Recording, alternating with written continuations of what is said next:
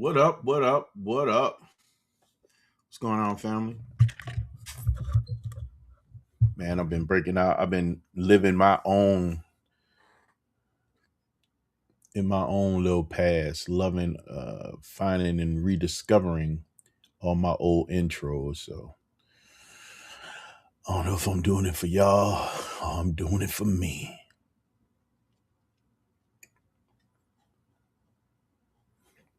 All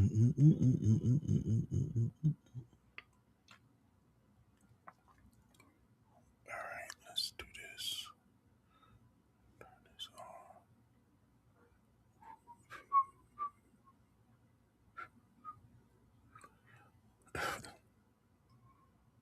What up? What up? What up?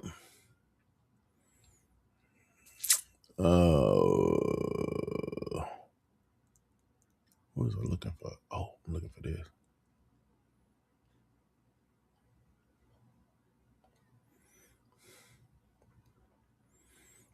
What's going on, family?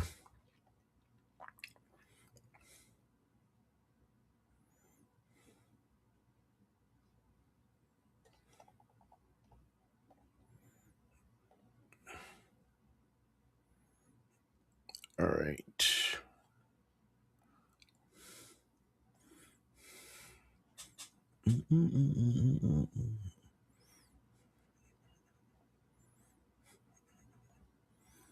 Just doing a little housekeeping, man. I hope y'all had a really good weekend.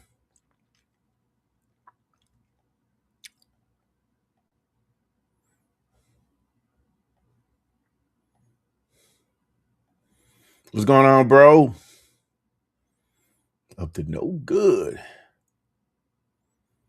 I do.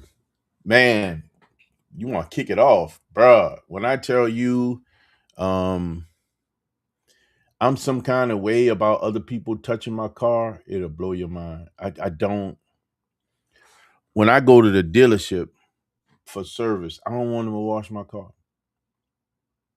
We're gonna kick it off. We're gonna go all the way. I cannot stand I don't know if it's a trust issue or what, but I prefer to do my own car.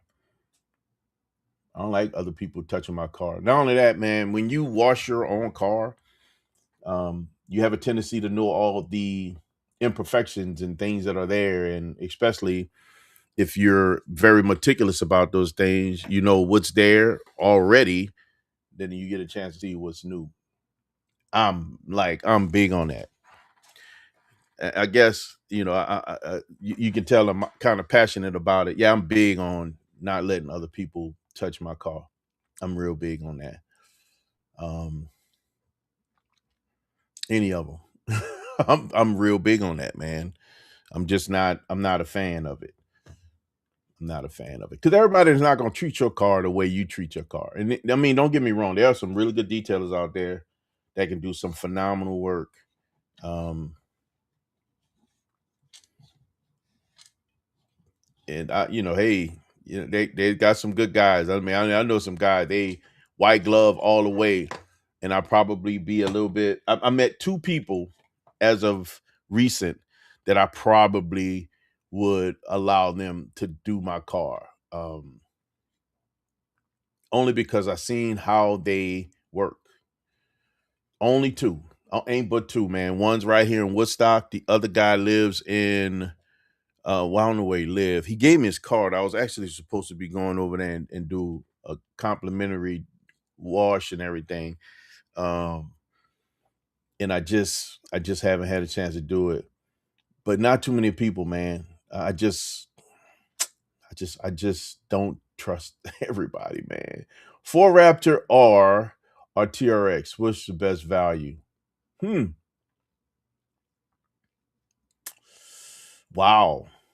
Um, best value? Both of them are beasts. I have a tendency in this rank in this space to lean towards the Raptor R because I think that it brings more to the table than the TRX can. I think the TRX is a great truck. I think it's phenomenal. It's a beast. But the Raptor R is like it's a monster, bro.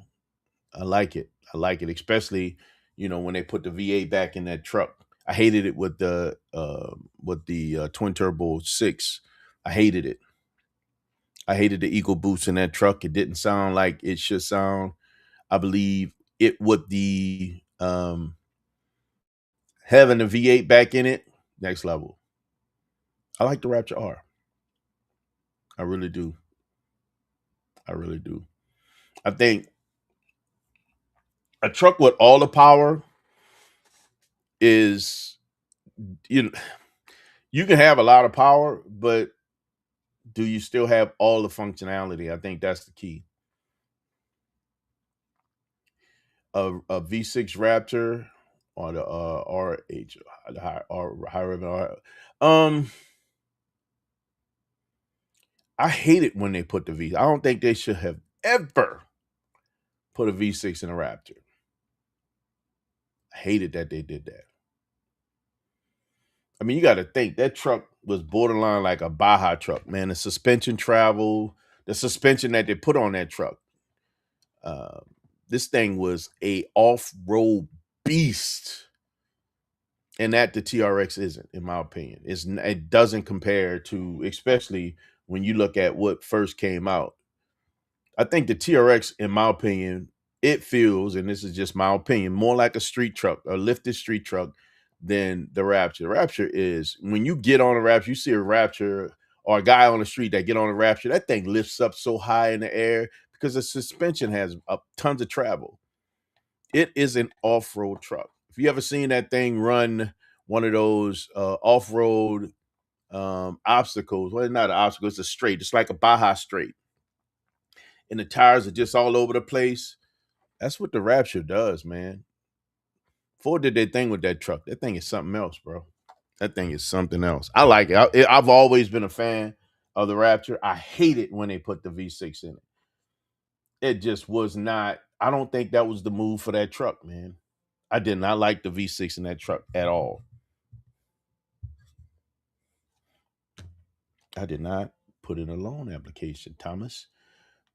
What do you say? Maybe they made the Rapture V6 to get more affordable for people to purchase. Maybe that's why they. I don't know if they did it to make it affordable, because let's think about it. If they wanted to make it affordable, they could have made a V6 version and then also a V8 version. I think they did it from a uh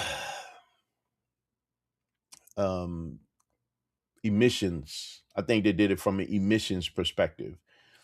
You got to remember, when that came out, there was a lot of activity moving to EVs. You know, there was a lot of noise about smaller motors making lots of power. And don't get me wrong, I think the EcoBoost, it makes a lot of power. It can make tons of power, and it did make really good power in that truck.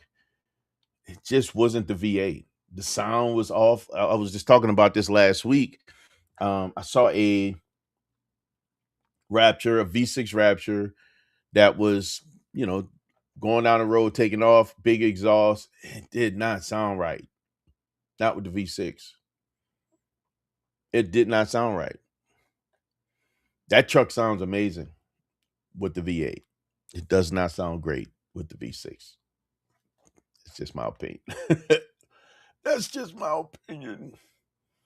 It should have always kept it. And again, if they wanted to make a an affordable version or a less powered version, just to have it on the market for those who are interested in it, man, they should have had a V6 variant and just kept it that way along with the V8. I don't like that I don't like the move that they made, man. Mm-mm. No, sir, Bob. Which one do you like the most?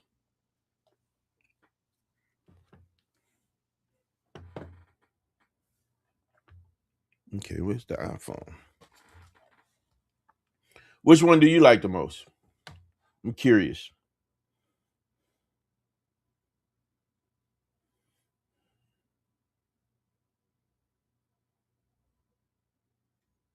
Hmm. Yeah, it is.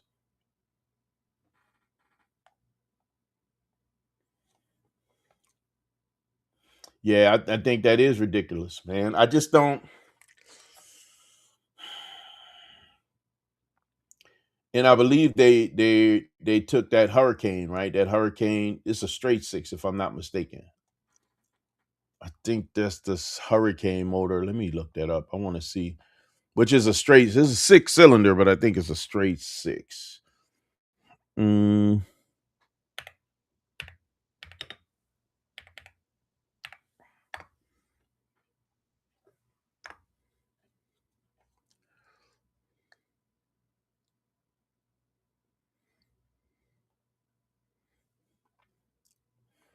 yeah, I don't think I would want that, honestly, because I feel like, man, I wouldn't want that. I want the big motor. And I think that's me also. I don't want I want the big motor. I think that the only V6 I wouldn't mind having is a GTR. There's not a lot of V6s out there that really catches my attention. Oh, but and I don't think I'm willing to pay for the other ones. Maserati and what's the other V6? The Ford GT. Yeah, I'm not paying that money for those, man. Do you think it could be made? Corvette. Nope. Nope. Nope. Nope. Nope. Nope. Nope. Nope. Nope. Nope. See, one thing that Corvette does, man, they give you they give you power options, right? Let's I'm gonna go back from before we get into the C8. I mean, they did it in the C6 also, right?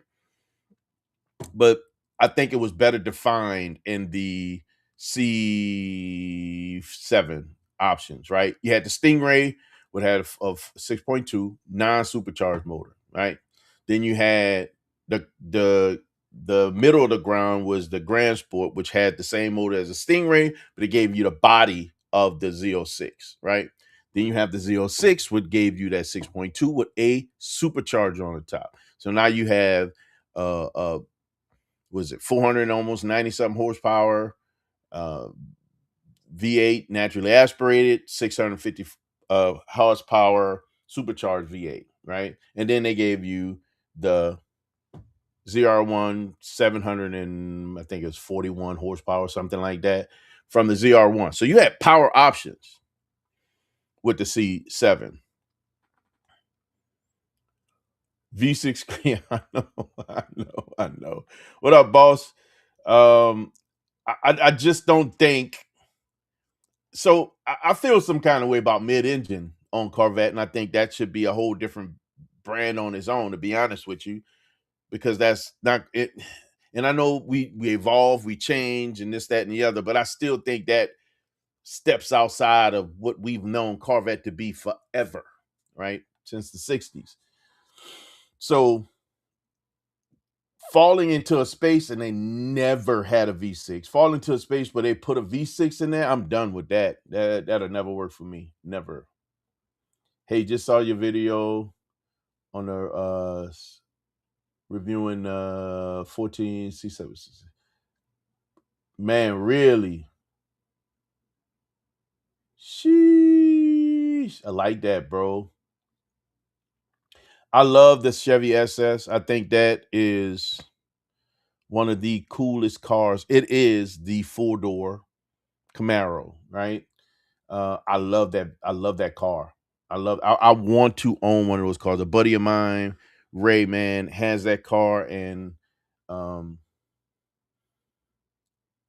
he don't keep cars long. But I'm telling you, man, I am envy. I have a little envy, not the bad kind of envy, just a little bit of the good envy on that car. I love that car, and he's done some really cool stuff to it. Um, I got a buddy of mine. I was hanging out with a buddy of mine, Tim, and ran across this guy that has the PPV, has a Caprice PPV, and he's got that thing. It's nasty. He got I think he pro charged it. That thing is a monster. I would love. I met a guy that has every last one of the Holden cars. He collects them, and that was the last one that he was trying to get is the Caprice. I love them. Bro, y'all are lucky. Anybody that gets their hand on a good one and get to enjoy them, I say you're lucky. I love them, boss. I love them for real. Straight crazy work, man. I just can't see it. I don't think a V6 even belongs close to that platform. That's why you got the Camaro, right? Camaro can have a V6, not a problem, because it had variants of Camaro since Camaro started. They've had straight six Camaros back in the day, way back in the day. Corvette never had that. They never had mid-engine either. However, I still don't. I know we evolved, we changed this, that, and the other, yada, yada, yada. Ah, ah. Because they made the Camaro, Mustang, Challenger, they all have V6. Yeah, all of the muscle cars had V6, had a V6 variant.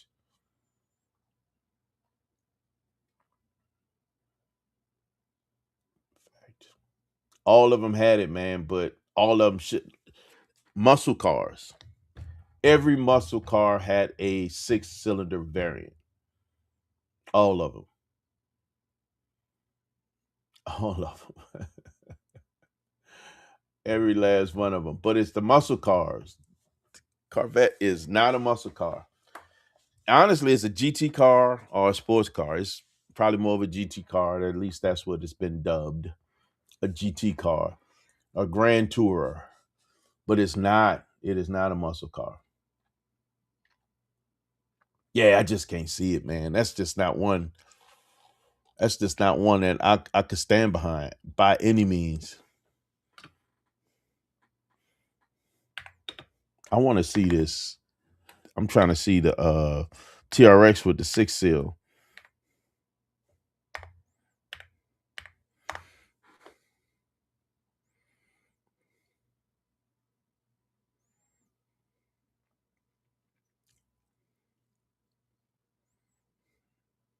All right. The Ram 1500 HRO, which features a high output 3-liter Hurricane twin turbo inline six. This 6-cylinder truck produces 540 horsepower, 521 foot-pounds of torque, offering less power than the outgoing Hellcat. Yeah. Hurricane sound different, but it still loses something for me. Actually, the C8 is the poor man exotic. That's been Corvette for a very long time. So Corvette has been dubbed the blue collar supercar for a long time. It has always been. So what makes folk feel some kind of way is the fact that you get Corvettes with these crazy prices because it goes outside of what Corvette was supposed to be for a very long time. And it was never supposed to be a crazy expensive car. It's supposed to be the car that competes with all the supercars, but it shouldn't have a sticker that rivals the supercar, which although um, although the where is this thing? Although the what was I saying? Oh, although the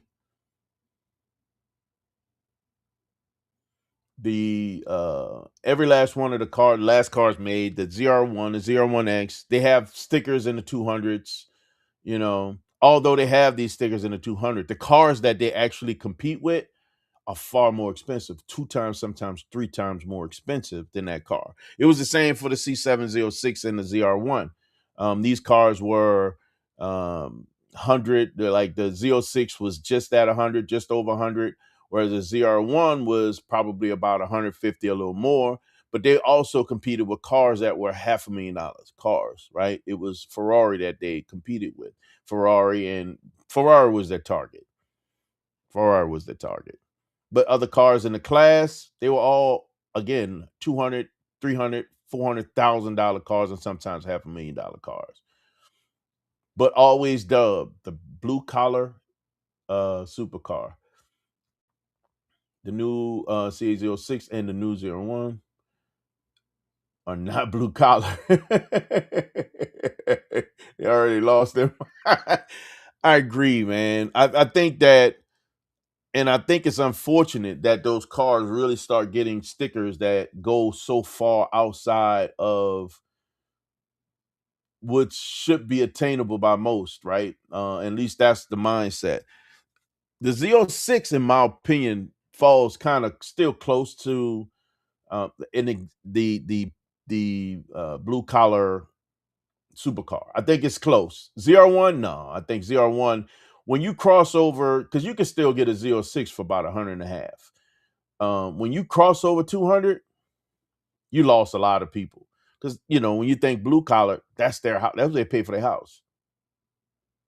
Like, why am I paying that much? Don't get me wrong. I think some people can go out there and get it who are in the blue collar field or working or classification. But I think that, those prices, man, really start to get ridiculous, which I think would make the Grand Sport so much more appealing. I cannot wait for that car to come out. I think it is going to be an incredible asset to the Corvette family. I think it's going to create something that takes people outside of, wondering if they can ever afford a Z06. Number one, because now we get the wide body, you get a bigger motor than what was in the good lord, a bigger motor that was in the original Stingray. You get more power, more performance. You get the wide body, you get the new interior. I think that the Grand Sport brings something so special to the Corvette line, although, still, it's the one that gets my attention, especially when you're looking at what the Grand Sport X could also be, because it's going to kill a Z06 and it's not going to cost as much. That part.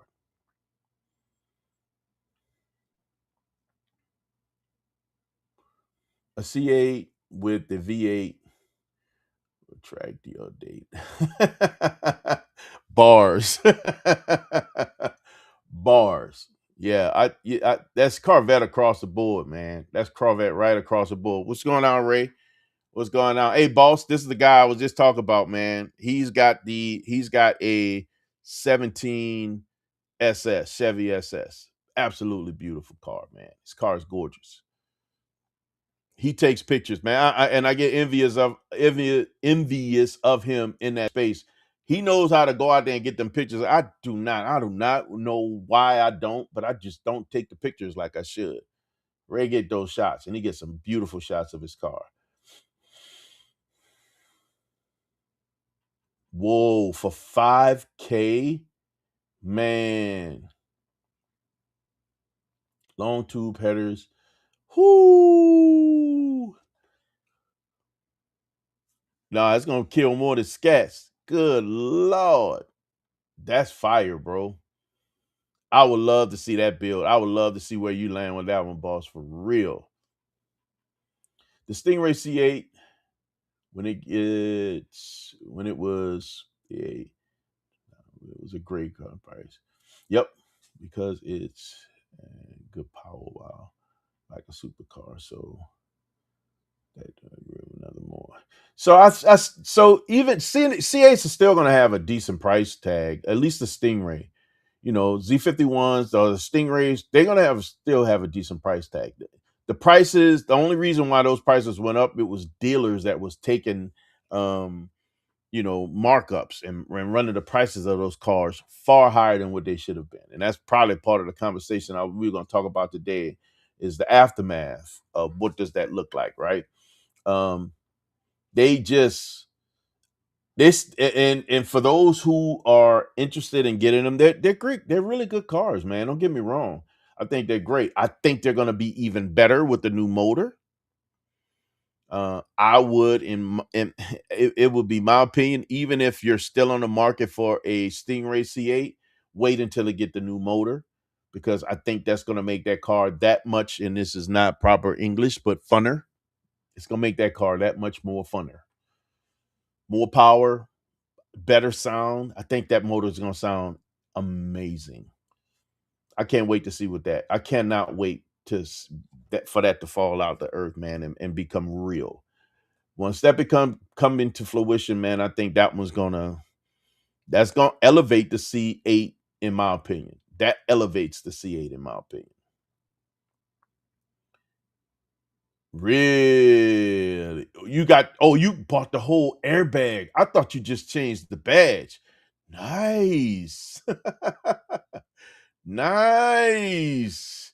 Yes, sir. Mo Gooder is getting Mo Gooder. A base Stingray that's like 2020, 2022. Yep. Fair deal, but base because you can buy wings and better wheels later. Agreed. So one thing I say, whatever you get, if you can find what you want, and I did the same thing. I'm not a big fan of brand new cars because I think they depreciate too quickly. I would buy. I'm plotting on my next few cars that are going to be used cars because I think you get the most bang for your buck after somebody else is taking all that stuff off the top. One of the cars that I'm looking at, unfortunately, who Lord, I just don't know if it's going to depreciate. It might be better to buy a new one than to buy a used one because they don't depreciate that fast. We're gonna see. When we get there, we'll see. But absolutely, look at what you want, man. And see you can option what you want or not option, but find the options that you want. I did that with my car. I knew exactly what I wanted. I looked all over the country to find my car. When I found it, it was closer than I thought. And I was able to get everything I wanted in the car: mileage, options, color, everything I wanted. I got everything I wanted out of my car. Um, and then to your point, you can start adding stuff. I did that. I did that. Now my car had stage 2 splitter. I added the winglets to bring it up. I'm actually going to be changing that splitter out and putting a stage 3.5 splitter on the front. I added the wicker bill. It already had the rear spoiler. Good Lord, I can't even talk. And I added the wicker bill just to bring it up to the next level of downforce. I added diffuser. It has side skirts, wheels. So all of those things you can get later.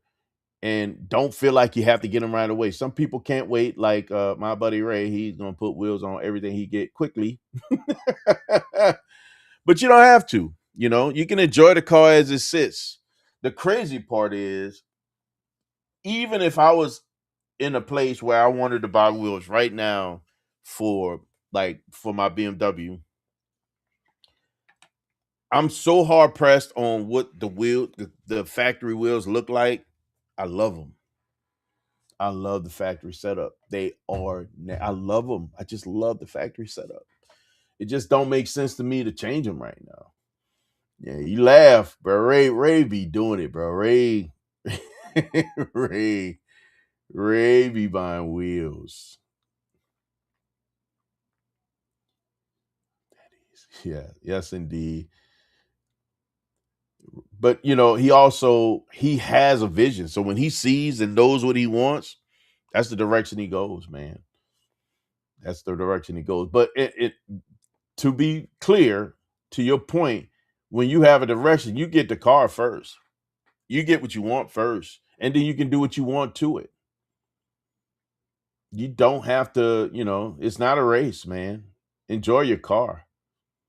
Enjoy your car. I think I got wheels the second year.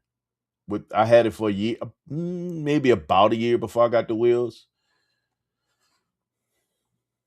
Enjoy your car, man. The intro I ran was of the 300, and I think I drove the 300 for a year before I did anything to it. And when I started on it, it became a show car.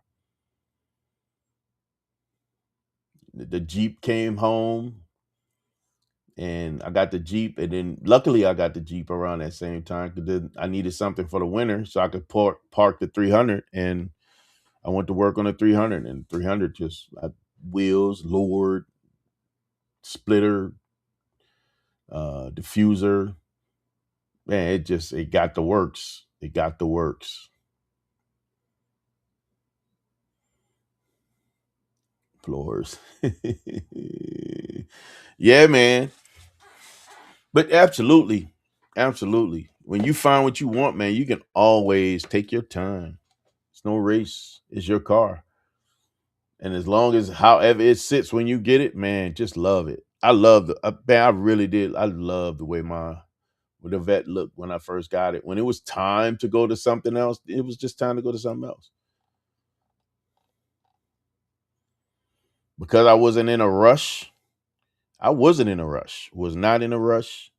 I was easy. I just knew that, like, I took it to the first Tuna Galleria. The only thing it had was wheels and that the winglet. No, wait, I did the winglets. I did the winglets. I did the wicker build and the wheels. That's it. Nothing fancy. And it showed very well at Tuna Gray. It looked beautiful, man. It's a beautiful car. I love that car. So it's a beautiful car. I just love that car. And if you love that C8, and man, go on and get your hands on one. Find your spec though. I mean, there's a lot of them on the market, man. There's a lot of people who, and you can find some low mileage ones too. Really low mileage. Really low mileage.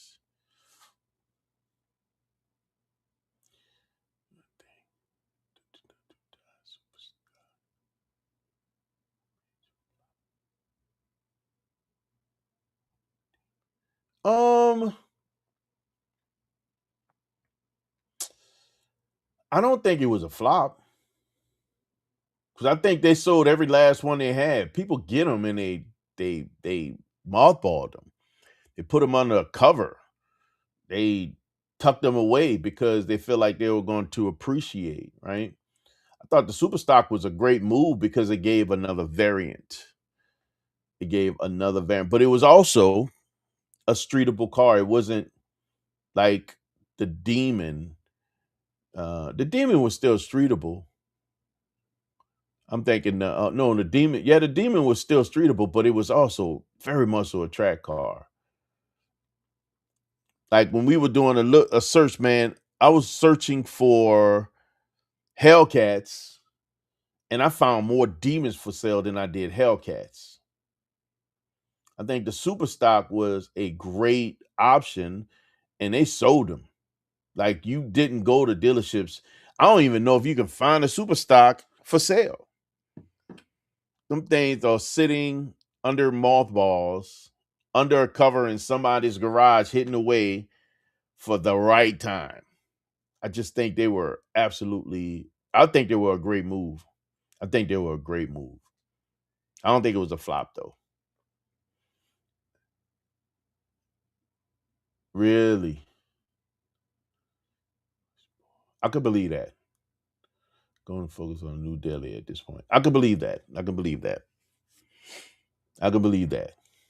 I don't always. You gotta understand, man. With Ray, man, I'm not touching this one. Yeah, I pro charged it. Like, bro, come on. I thought you said you weren't doing anything to it. That's Ray though. That car is nice. It sounds amazing. I've yet to ride in it with the new build. I want to ride in that car and see what that thing feels like. I'm excited about checking that car out, man, for real. What's going on? Wait, think about the car, man. C506 or base C6, which are better? Um, man, that's interesting. So Z06 always added something special to the table, right? But if you're gonna get and listen, base C6 are really good cars, and they have more technology in it than the C5. I will go with the tech because you can build on what you have with a base C6. You can build on that and make a really really wonderful car. I like C5s. So my favorite my top three are the well, or top four. Let me just say, not top three, because I don't know in what particular order are they. I fell in love with the C3, so that's one of my absolute favorites. I love C6s, and then I also like the C5. So, um, plus of course the C7, which is my all time favorite. Uh, I just think the C6 offers more tech. I love the fact that for the C5, there are tons of support still for that car. You can get any part you're looking for. You can build that car to the next level. They got tons of aftermarket for that car. You can't go wrong with either or. But if I was gonna go, give me from a base perspective, if I was gonna take it and driving, give me the base. Give me the base C6 because it's gonna have a little bit more tech. Black Ghost. Sheesh. And King Daytona Hellcat.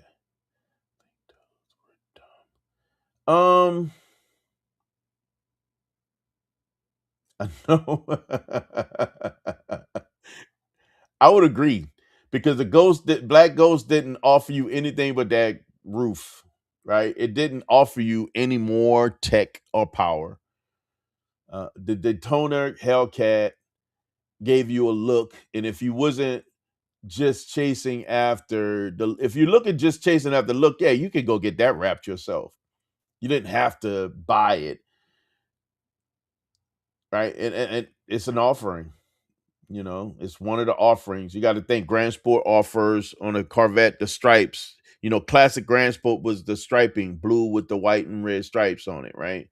That's classic Hellcat. I mean, classic Grand Sport. So people that didn't get those, they can always add them when they wanted to. Having it factory does give you something on the other side because it gives you value on the other side. You can actually get some retained value on the other side if you kept it pristine, and if you kept it untouched, and if you held it long enough to resell it and try to make a little money.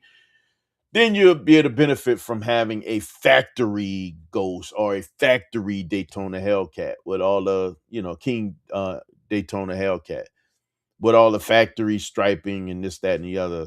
If you look at anybody that's, and that's further down the line, when they're trying to make 100-point car, they're looking for the things that are done factory. They're not looking for anything that was done aftermarket. Mr. Johnson in the building. What's up, Mr. Johnson? How you doing, man?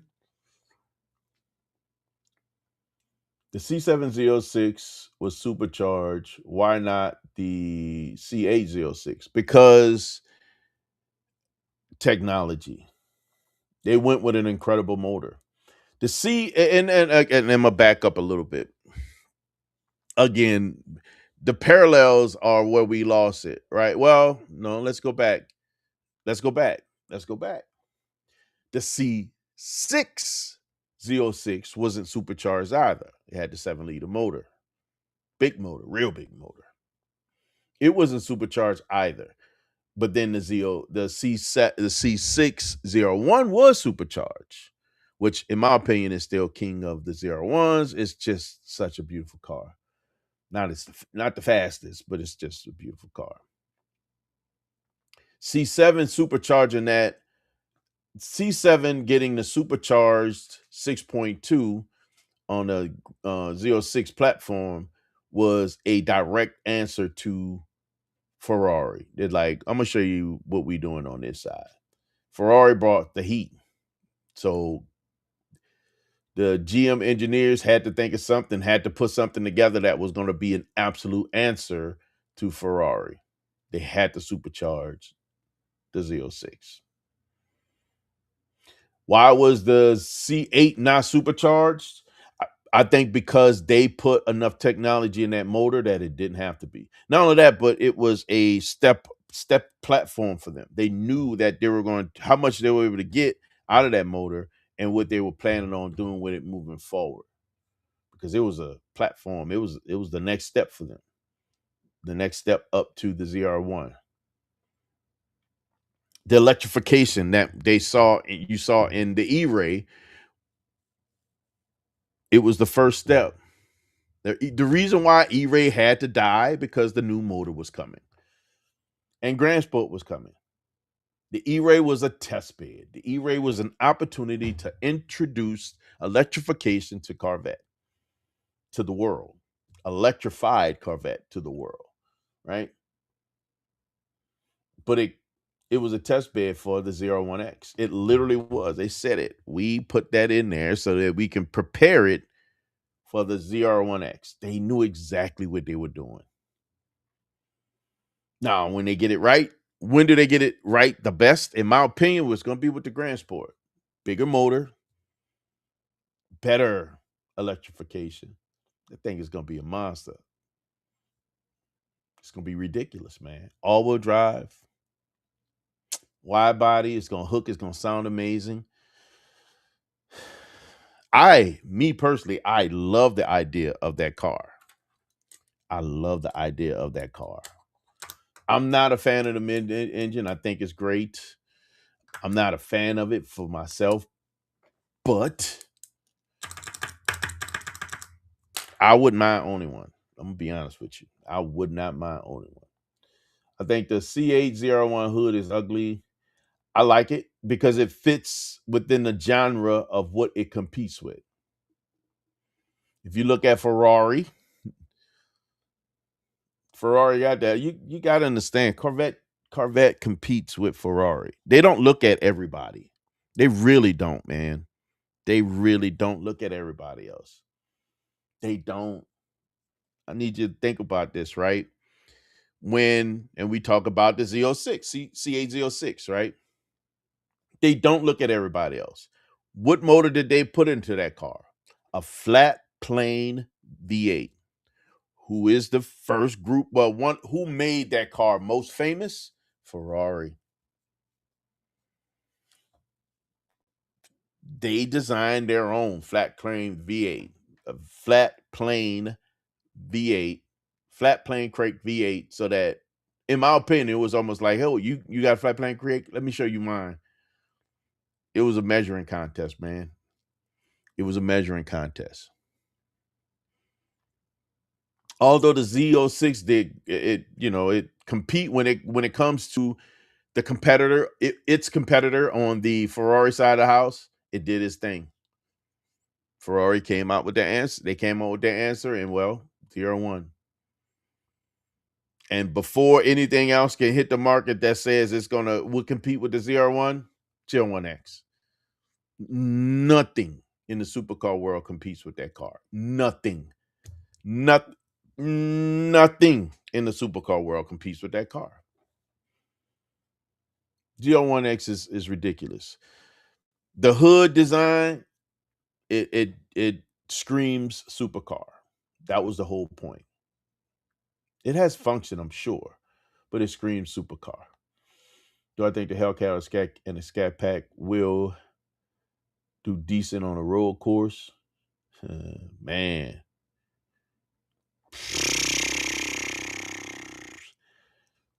They're not designed for that. They're not designed for it.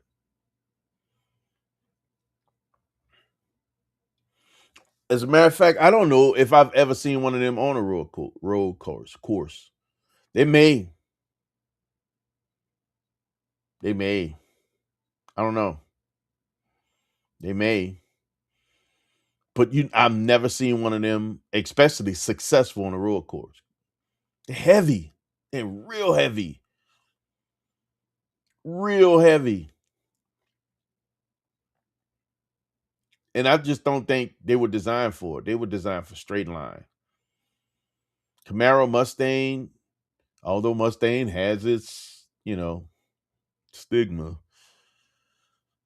But the new Mustang, look at what they did with the GTD. That car is designed for a course. They literally went after Porsche. And well, Porsche being the one that has taken the lead on so many things. And I say the lead not because they were first, but because they were best. You got 911. They've been doing 911 forever. They have to have made that car perfect, right? And that car does amazing on track. Porsche is a track killer. Not only that, but it's the car that you can drive to the track, kill it on the track, and cruise home in. You got to trailer it. Mustang, the GTD was direct answer to Porsche. They made it for Porsche. They made it to compete with Porsche. That was their focus. Now, the new Camaro, when it comes out, Camaro, although a great pony car, muscle car, or what have you, um, they did good on the track. They weren't slayers. That's when Corvette came in. Corvette was a cornerer. It did its thing, right? But Camaro was somewhere in the middle of the ground, but it was better than Scat Pack and Hellcat when it came to coursework, though. Cross plane versus flat plane. Damn, that's a good question.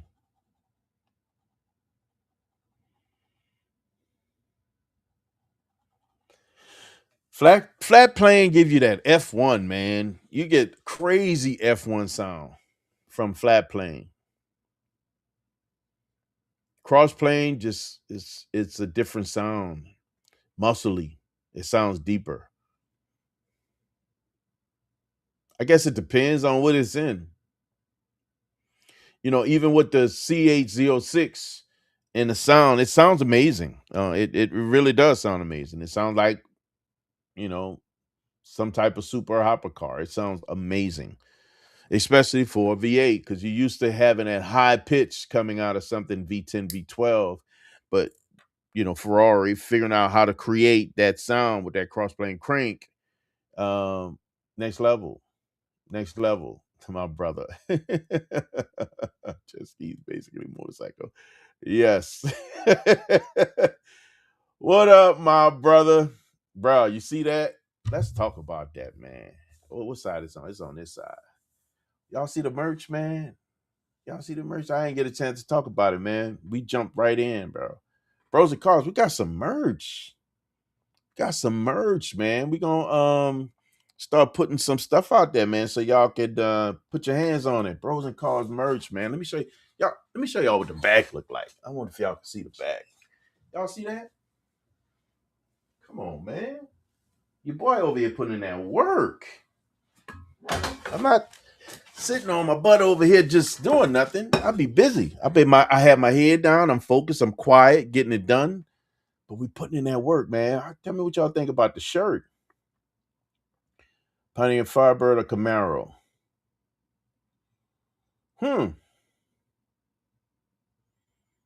For some reason, I feel like the Camaro came first, but then they probably were very close.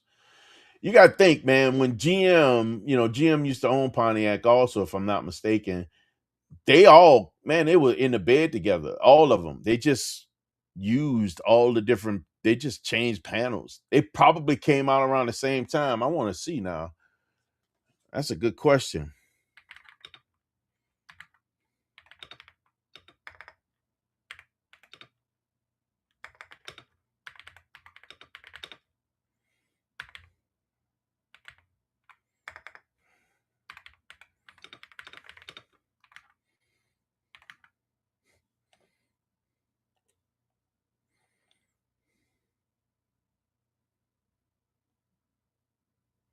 Okay, the Camaro came out first in 66.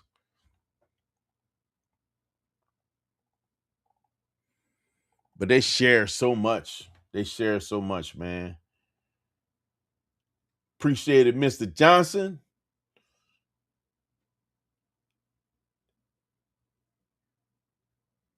The new GTR, when it comes out, I think it would be. What do you know about the new GTR when it comes out and that price point? Because of that price point, you got to realize something. Their goal, this thing is going to be, it's going to be, GTR still has a chip on its shoulder as well. Because it's a Nissan, it doesn't get that same level of love when it comes to, did I send this thing to myself? Good Lord, bro, what are you doing? Nope. GTRs don't get that same love because it's a Nissan. And let's be honest, right? Even in the communities out here, when they're cruising, it is what it is. But they looking at you like you ain't got a V10. Like what are you doing here? You ain't got V12. What are you doing here? Right? They don't get the same love, man. They don't always get the same love, not by everyone. I think that, when you put these cars, you stack them up, even Porsche in some arenas don't get the same love. And Porsche has been fighting for this. I think, like Chevy, what the GTR is going to do with like Corvette, they're going to create a car that, doesn't fit in that arena, but it's gonna chew those guys alive. It's gonna kill them. It's gonna be a beast.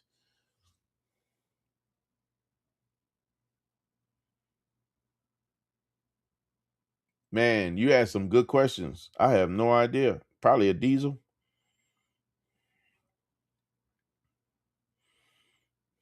Probably a diesel. I forgot to send this doggone thing out.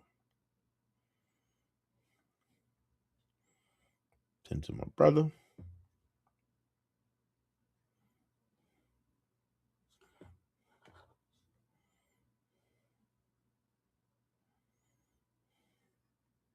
See if man out there.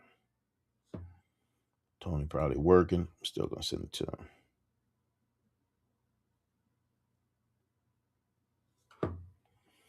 I don't know, man. Probably a diesel. Depending on the fire engine. Depending on the fire engine. Yeah, man, we've been grinding over here trying to get some stuff done, bro. I put my head down and I got the time to do stuff and focus on creating stuff, man. I have this big push for merch. I had this big push, and that's been like this big priority for me to get this stuff taken care of and knocked out, man. And when I landed on this, man, I was took some work to make it right. I got some other stuff too, man. I got a lot of stuff that I've been working on, man. Oh my goodness. I got a lot of stuff. But I think this is gonna be one of the first ones. And this is a white shirt. The black shirt got white letters, white trim, white up here. Um the caption at the bottom.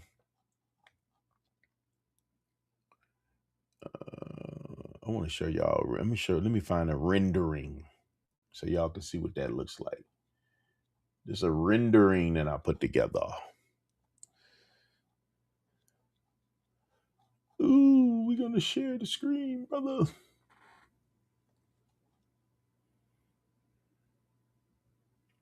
If I could find a rendering.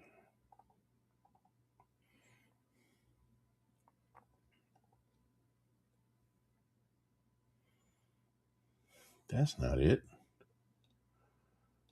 Oh, let me go to.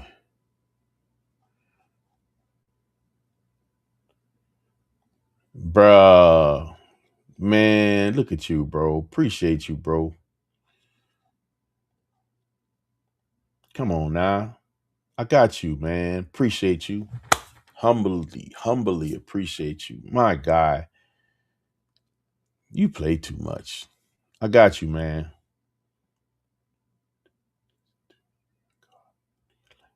I do like some country music. I listen primarily to, honestly, man, Christian music, mostly.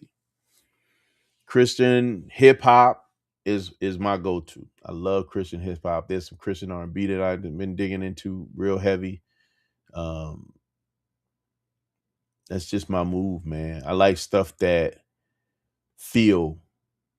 Man, I appreciate you, Abe, but you got me over here, man. You play too much. Um, but I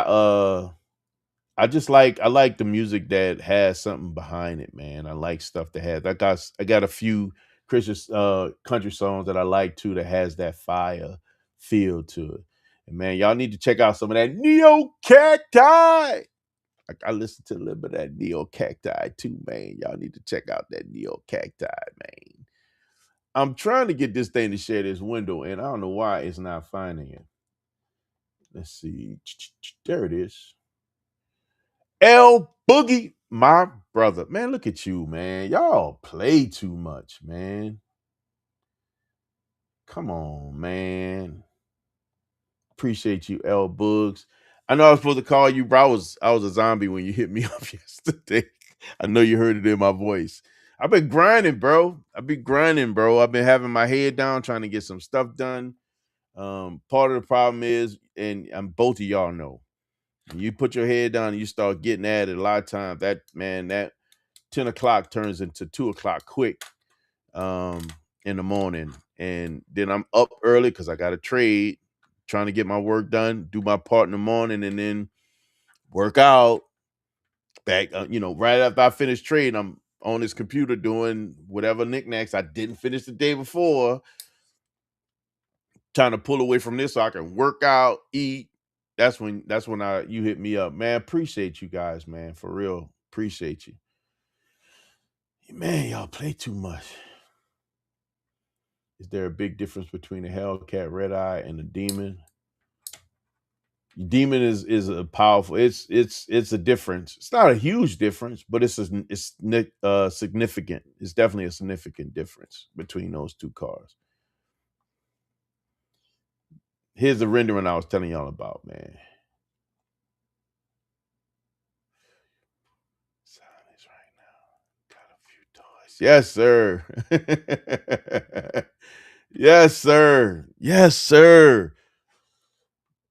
And listen, I swear I was trying to wrap this up so I could show you this, L Bugs. But this is it, man.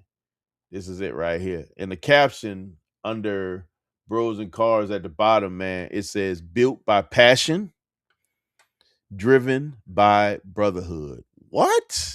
Come on, man. Look how we doing over here. Y'all see this? Y'all see this? I had to get chat to put some work in to make this look like it's worth something. I said, come on, chat. Build me a rendering. What do y'all think, man? I love this. I think this is fire. It took me some time to put this together, man, and it had to be right. It had to be right, man. Look, yeah, I had to hit you in the head. And look, I had to hit him in the head with that one, bro. I had to hit him in the head with that one. I was talking to AB, and I was telling him, man, I was like, I was gonna go with I got you, brother. I was gonna go with a C7 06. I was like, nah, I don't want to put that on there. And then I went, let me go back to my old King of the Hill C6 ZR1. I was like, nah, I don't want to put that on there. Come on, man. Godzilla. I thought that was a good equal ground. It don't have to be mine. I got you, brother. I got you. I got you. Make sure you send me your size, man. We can put that together. I'm making a run tomorrow to go pick up blanks.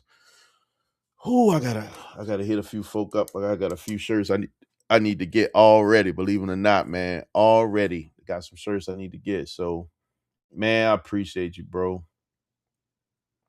Appreciate you. He said, "Nah, you did right." Yeah, man.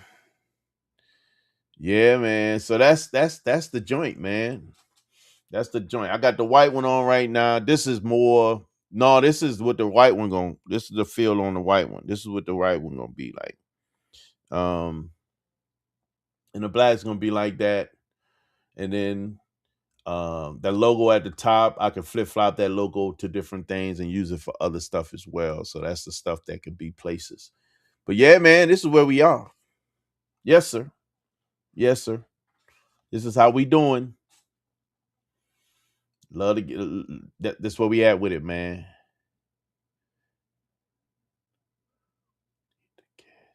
I got you, man.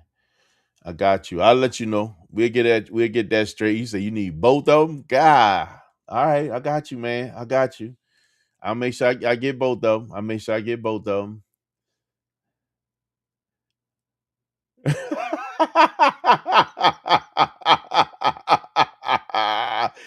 Bro, out the back, like the CDs. You hustle about the back of the M3, out the trunk of the M3. Yes, sir. Yes, sir. Let's get it. Let's get it, man. Let's get it. Both of them. I got you. I got you, man. I got you. Yeah, man. I'm like I said, I'm picking up blanks tomorrow, and we popping them, man. I think I'm a little proud of this. It came out pretty nice. I got a bunch of other stuff that I'm working on also. This was a priority for Bros and Cars because I realized, man, I had nothing. I was doing everything for everything for for Don't Be Average, the whole nine. What up, Lefty? Lefty in the building. What's going on, my brother?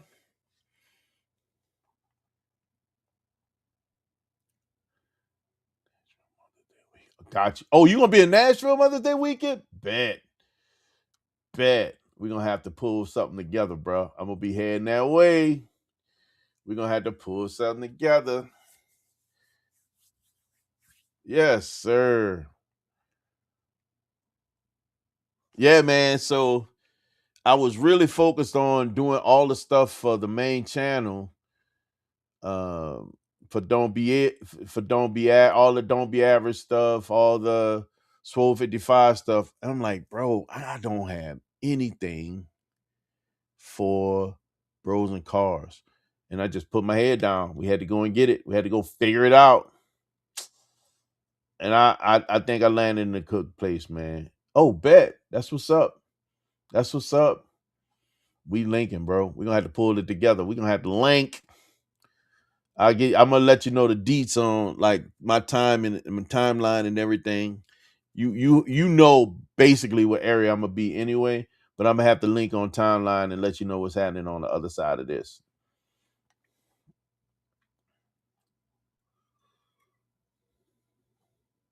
So I've been, like I said, I've been putting a lot of work. I've been working. Y'all don't even understand how long I've been working on merch. Man, I've been working on this merch since last year, really trying to put it together.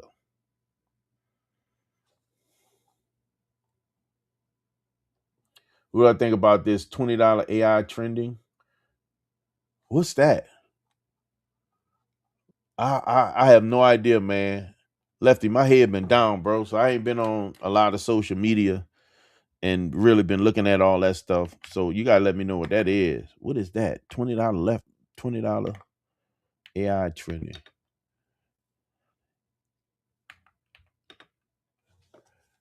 What is that? What is that?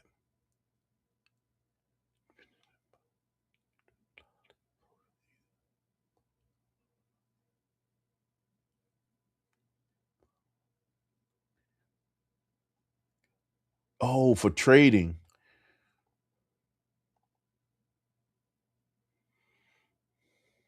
I don't know, man.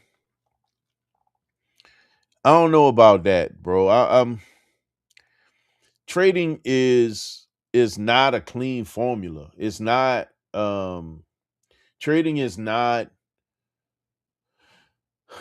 although there's patterns, that pattern is not 100%. It's not just what you think it is. So it's kind of tough for me to think that AI is going to give you what you need. I think even algorithms cannot completely predict what the market can do because, and that's all, in my opinion, AI could be is an algorithm or some type of bot in that space because the market can show you one thing and do something completely different.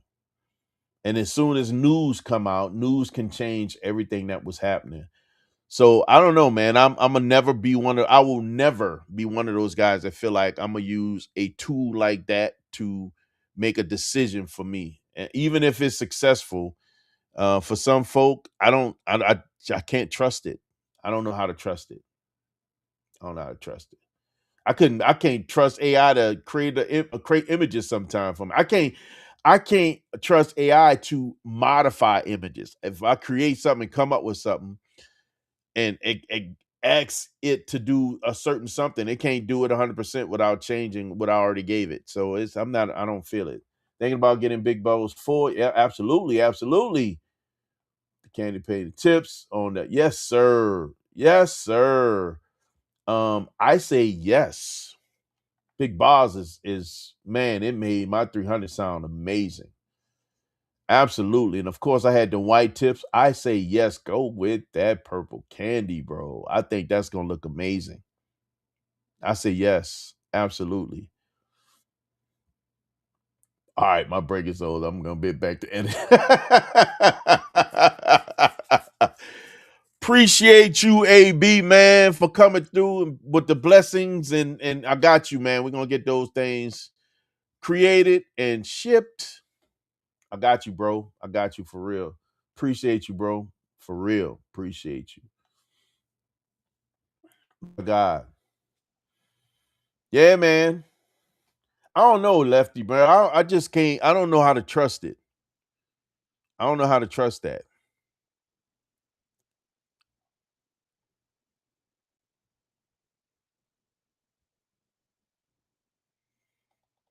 And the tool is less than $20. Wow.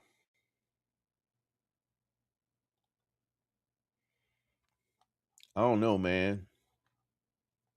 I don't know how to trust that. That makes me a little nervous.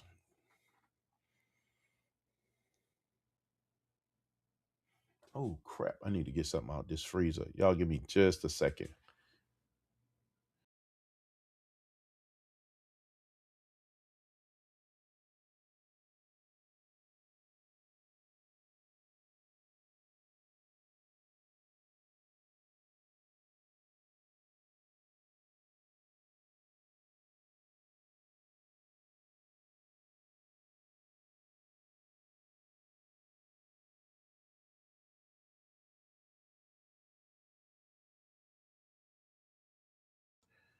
Sorry about that, guys. I had this bottle. I put this bottle to chill it in the freezer down here in the theater, and I think I left it a little bit too long. Ah, yes, in the building, bro. You need some help. You need some help. Cook, clean, all that, huh? I don't know, man. I think we could trust AI with certain things. You still got to keep some level of control. It's just not. Uh, are you talking about buying stocks because of AI? I mean that are buying AI stocks. Are you talking about AI being used to manage accounts? When you getting them tips, and when we gonna get to see and hear this thing, I think that right there is what I want to know. I'm gonna be honest with you, old dad 822. I want to hear and see this thing. I want to hear and see it. That thing should sound incredible, man. It's gonna sound wonderful. It's funny, man, because I opened up this video with the 300, man, with my old Chrysler 300, the intro that I had for it. And man, I tell you, I still get comments and asking questions about those tips even today. That video is so old, but I'm still answering questions about it because I'm gonna be honest, I answer them because I think it's a great move. I think the thing it sounded amazing. Anybody that was looking to move testing 302. Anybody that was interested in putting a different type of exhaust on their Pentastar, that was the one to go with. Big Boss fours. Yeah, man. Bro, that thing sound good. It sound real good.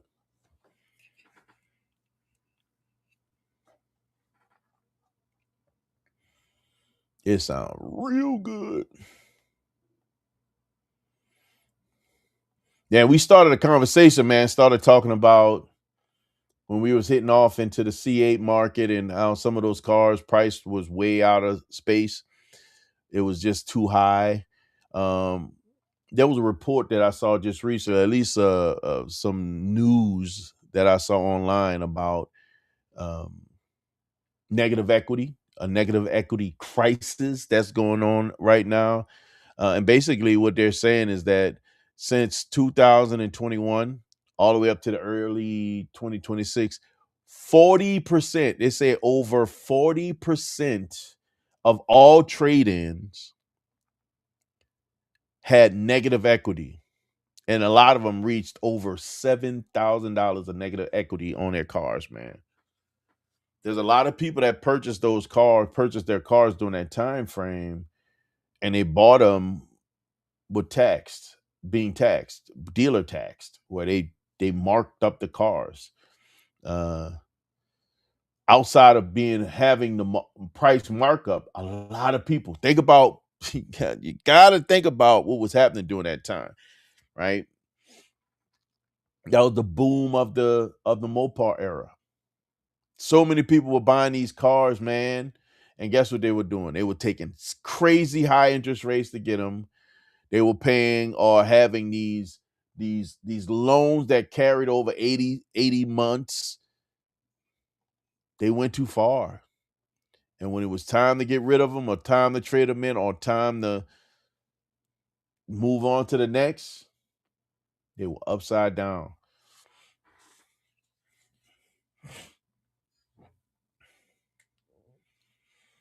Absolutely crazy. But it's true. It's the type of stuff that happens, man, when you move too fast, especially when you move too fast on a purchase, or you're buying outside of what you can truly afford, or you're prepared to purchase, right? To tax it, not taxes, but interest rates and all this other stuff.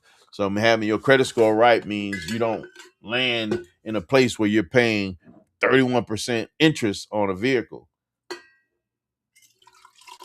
as high as 31%. They got people that was getting hit in the head, man. Very unfair, but when you feel like you don't have any other options, you do what you can do to get the car you want. And I'm gonna be honest with you, I believe most of this happened because of Dodge. Not because of Dodge. During the Mopar era, should I say. Not because of Dodge, during the Mopar era. I like the red, white, and blue on the C7 and the C8s. Yeah. Yeah. Same here. Same here.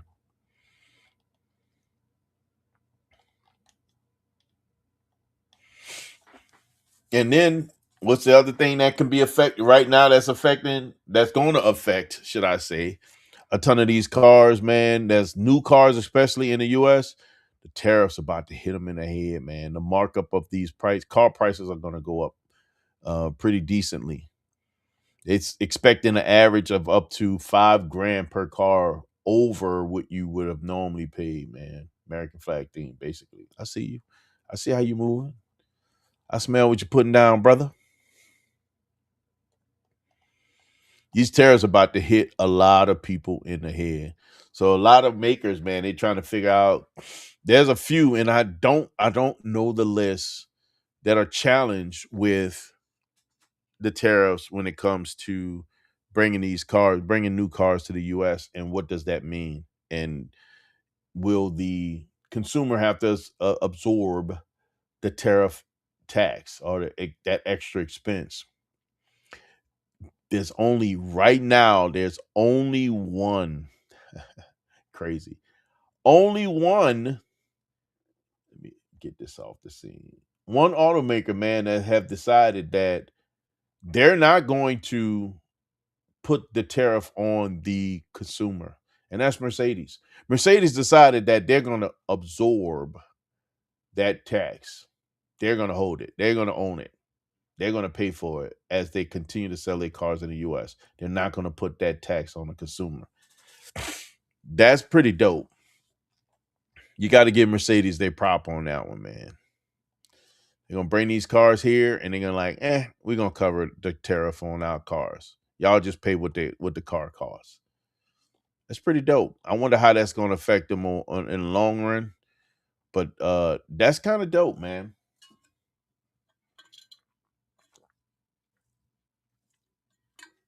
But see, that tariff primarily affects new car buyers. That's just not me. You just pay $4.10 for gas. Man, I was paying about that during normal times. I was paying that during normal times, bro. Around $4 and some change. Sometimes high threes, sometimes 410. I also use premium only though, and primarily Shell. I gotta be honest with you. I don't go to anywhere and get gas because I don't trust everybody gas. Me and Tree in the building, bro. I just listen right there with you. I don't know if I can do it, man. There's only one car, and I say this, because they appreciate, and I'm gonna have to keep my eyes on them to see what they're doing in the future, especially when it comes that time that I'm rewarding myself with that car. But there ain't but one car right now that I've considered buying new. Only one, because that's the better price. Because of the spec, because of the year, and that's that Porsche. That's the only one. Because to find and use, for some reason the prices hold or go up. I know for a fact that GT3 it goes up. The Turbo S been holding or a little higher, and GTS Carrera GTS 4, it's just behind the Turbo S when it comes to holding or going up. So I don't know, man.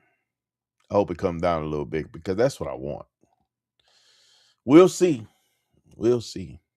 I just don't. And again, man, I'm not a fan of buying new cars. So much of what I want and what I like, yeah, yeah. Because then I can probably drive that car for free. I'm not saying that it's one of the cars I keep forever either. I probably end up driving it for free because it's gonna be a step up car. I take that and then grow it into something else. Especially if I get the right spec and the right car at the right price. Yeah, that's gonna definitely grow into another car. It's gonna grow into something else. But to get what you want, man, it's just like my man was talking about with the C8s. Looking at a 22 or 2020 or 2022 C8 and get what he want, put wheels and decking it out the way that's how you do it. You ain't gotta buy a brand new car. You can find them out there with low miles if you want that low miles. Most of the stuff I want to have a little miles on it to show that it's been driven, because I don't want nothing that I'm gonna get and I'm gonna have to worry about fixing all this stuff because the car been sitting for too long and not driven.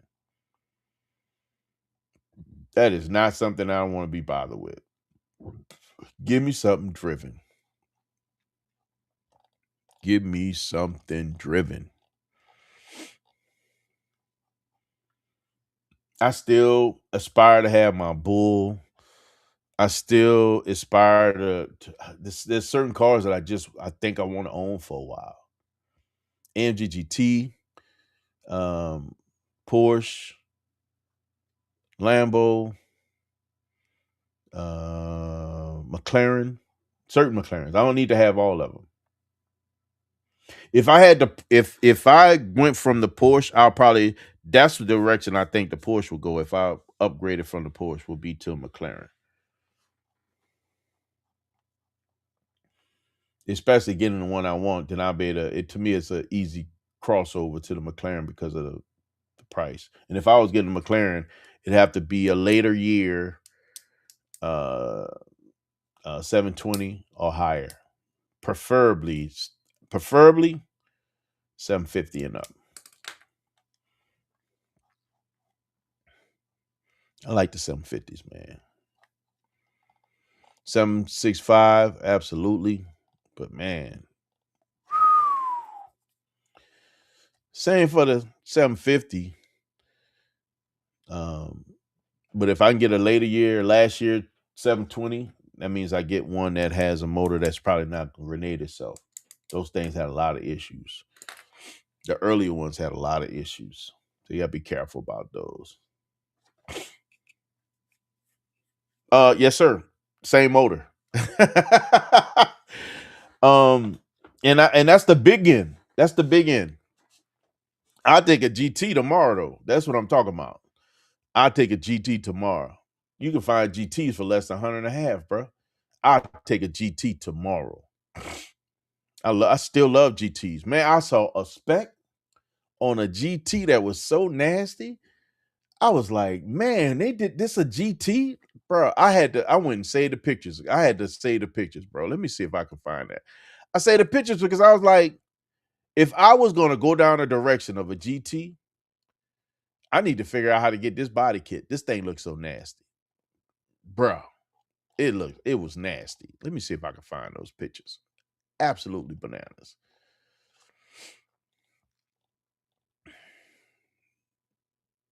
This thing was goofy beautiful. Like, didn't make any sense how beautiful this car was. And it was just sold from out of Chicago Motor Cars. Let me see. And it's a G. I'm gonna show y'all this, bro. It's a GT. Y'all gotta understand. GTs be looking plain when you don't do anything to them. Still a McLaren, doors still go up. But they be looking a little plain. I'm not gonna lie to you. This one right here, oh my God. I'll say not. This one did not look plain to me. Oh, I can't click through these pictures. God dog it.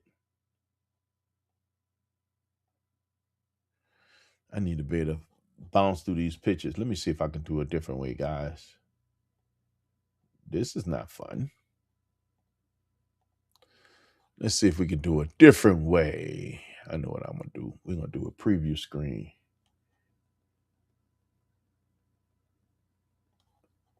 Come on, man. What are you doing? This thing bouncing all around. All right, let's do preview. There we go. I'll be able to bounce through them like this. Let me show you what I'm talking about. Bro, this thing, when I saw this, I was like, yeah, this is it right here. This thing is nasty. I say the pictures because I needed something to be my guy. Cause I will own a GT. I promise you, I will own a GT one of these days. This thing was just nasty, man. This body kit, look at this thing. They did this thing so right. This is a GT. Y'all gotta understand the GT has the same motor that's in a 720. It's just detuned. Same motor in the 720. So it can do everything that the 722 if you tune it back up. This thing looks so mean, bro. Batmobile all day long.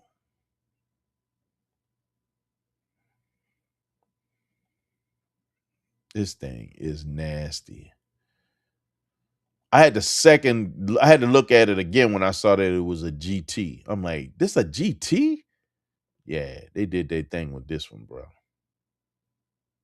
They absolutely did their thing with this one.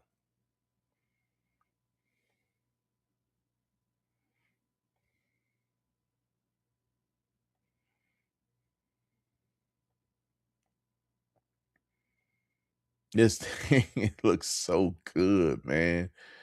This thing looks so good. I fell in love with this car when I saw it. I was like, golly, this body kit is just sick. Batmobile all day long.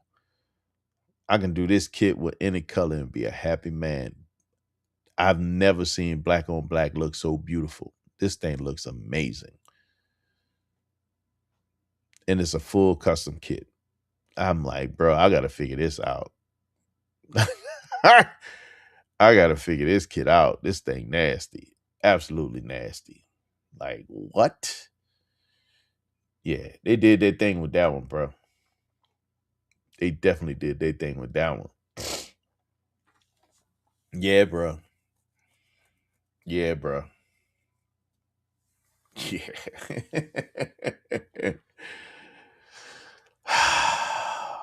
We gonna get there, man. We gonna get there. We on the road to it. We on the road to it. We on the road to it. Yeah. Yeah. Gotta get that garage though, man. We gotta be able to have them things put away. I don't want them sleeping outside, so we gotta figure that part out. We have to get the garage built.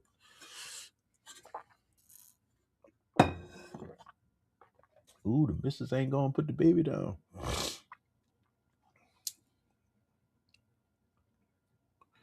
All right, there was something else I wanted to talk to y'all about, man. Get y'all thoughts on.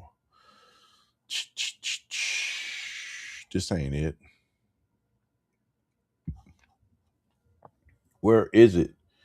Where is it? Where is it? Oh man. And speaking of Porsches, so it was a whole thing going on that I found. Well, that was talked about. The big hoopla, at least in that side of the world, was wait or the big push to see the new GT3, GT2 RS, and they said that they got some spies out there, man, and they done found some pictures of a GT3 RS whistling with turbos being tested on the Nürburgring. So I think that that GT2 RS is gonna be coming out. It's gonna be a monster. It is gonna be ridiculous. You got to believe that thing is gonna have the similar turbos that's on the Turbo S. It's gonna be pretty much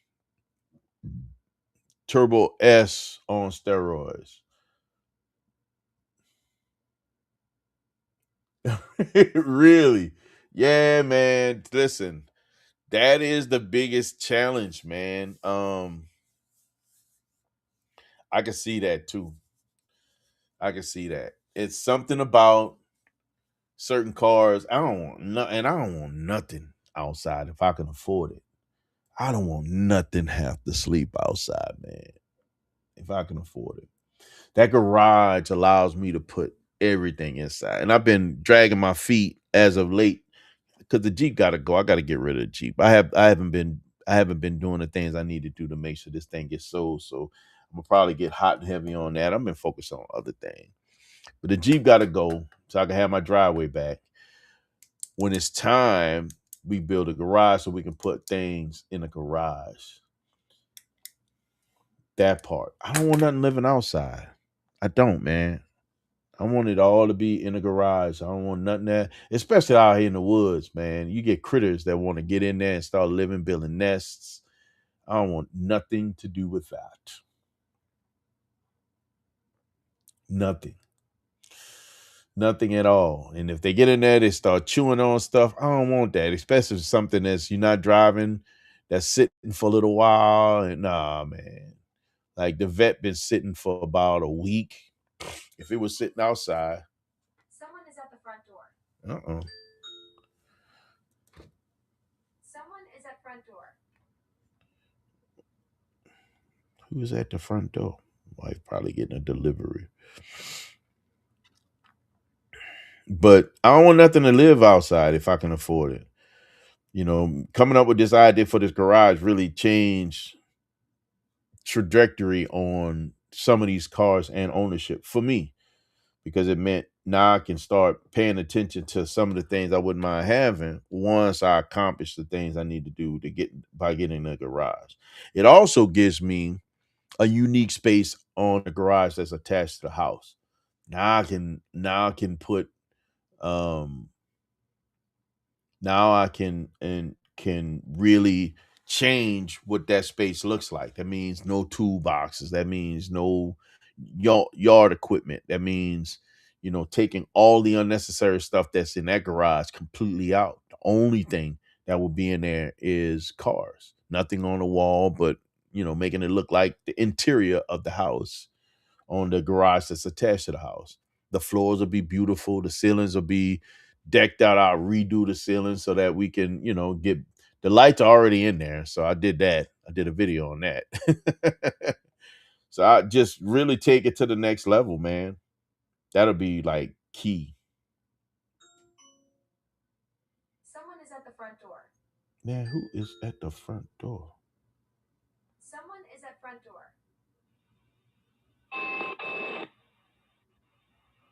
Oh, sorry.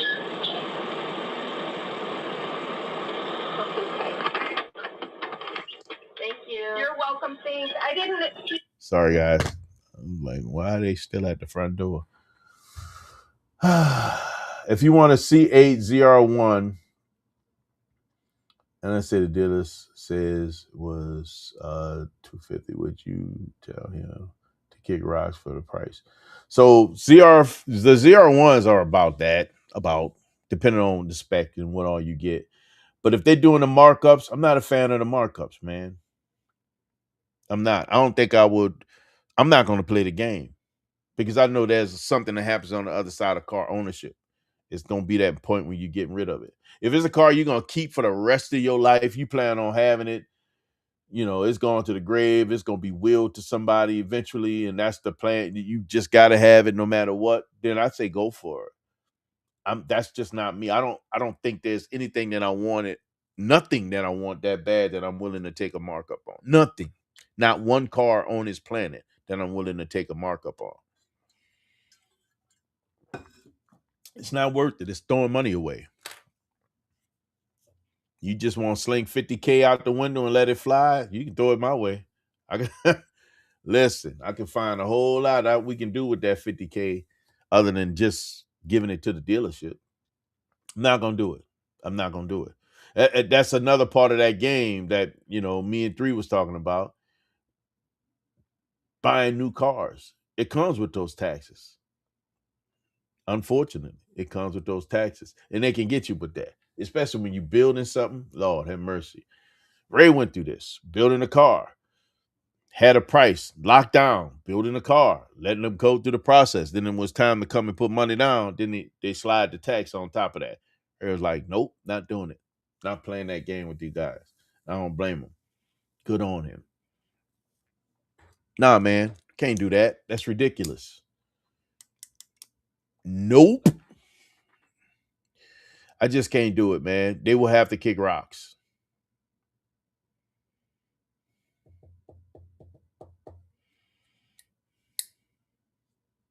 I'm all about the bottom line. That's always been the bottom line for me. Especially, first of all, you need to know what you're going after. You need to know if whatever you buying what is worth versus what you can afford. That's number one. You need to know what you can afford and what the car you're going to get is worth. Never, ever, ever, never, never. Here's the crazy part. And I don't know how long that car was there, but it came down a little bit, and that was the vet. I bought the vet from CarMax. If anybody know about CarMax a no haggle. Whatever the price is the price. But the price had just came down when I got that car. Matter of fact, yeah, it was, when I say competitive to the market that it was in, single owner, less than 11, it had 11,000 miles on it. Single owner, Corvette, clean car, no accidents. And at the time, most of those cars were around 75, 70, in between 75 to like 80. And I got that car for 71, I think.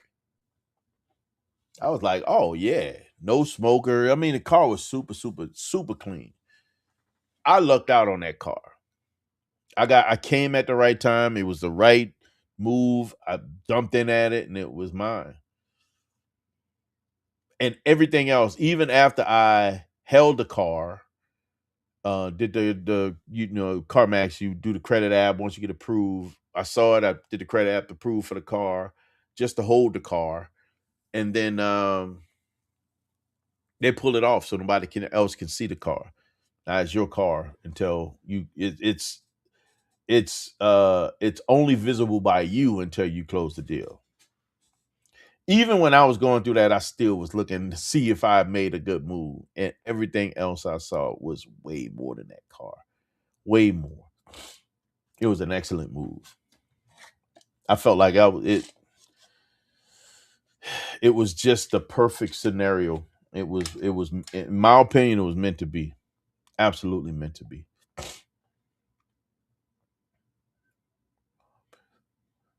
you rather buy a Lamborghini or Rolls Royce at the same price? Lambo. I'm on performance. I'm way more of a performance person now than I used to be. I love performance cars. I want give me I like a little bit of both. I like to have a little bit of luxury on top of my performance. I'm not gonna lie to you. But if I had to choose, give me performance, man. To me, that's the win. I like to go fast. I'm gonna just be frank. I'm gonna be absolutely frank. I like fast cars. And everything else that I've looked at as of late have two doors. And most of them only have two seats. Two real seats. Let's talk about that. Two real seats. Cause Porsche, them little seats in the back are not real. That don't even make sense. I will definitely, when I get to Porsche, I'm definitely doing the GT3 real seat delete. We're gonna get rid of them, whatever that is in the back, because it didn't even make sense. That's gonna be storage.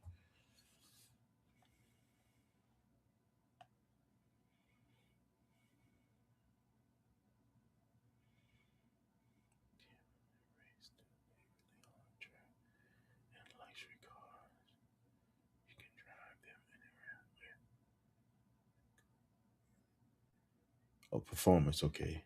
Performance cars. You can't really race them legally on the track. Yeah, you can. Yeah, you can. You definitely can. You can definitely put any car that you could put any car you have on the track. That's a fact. And then there's Mexico. Mexico is a real place. I've never put Zeus on the track yet. I do want to. I want both. I want a course track and I also want a straight line. I prefer course more than anything else, but I'll put them on a straight line track.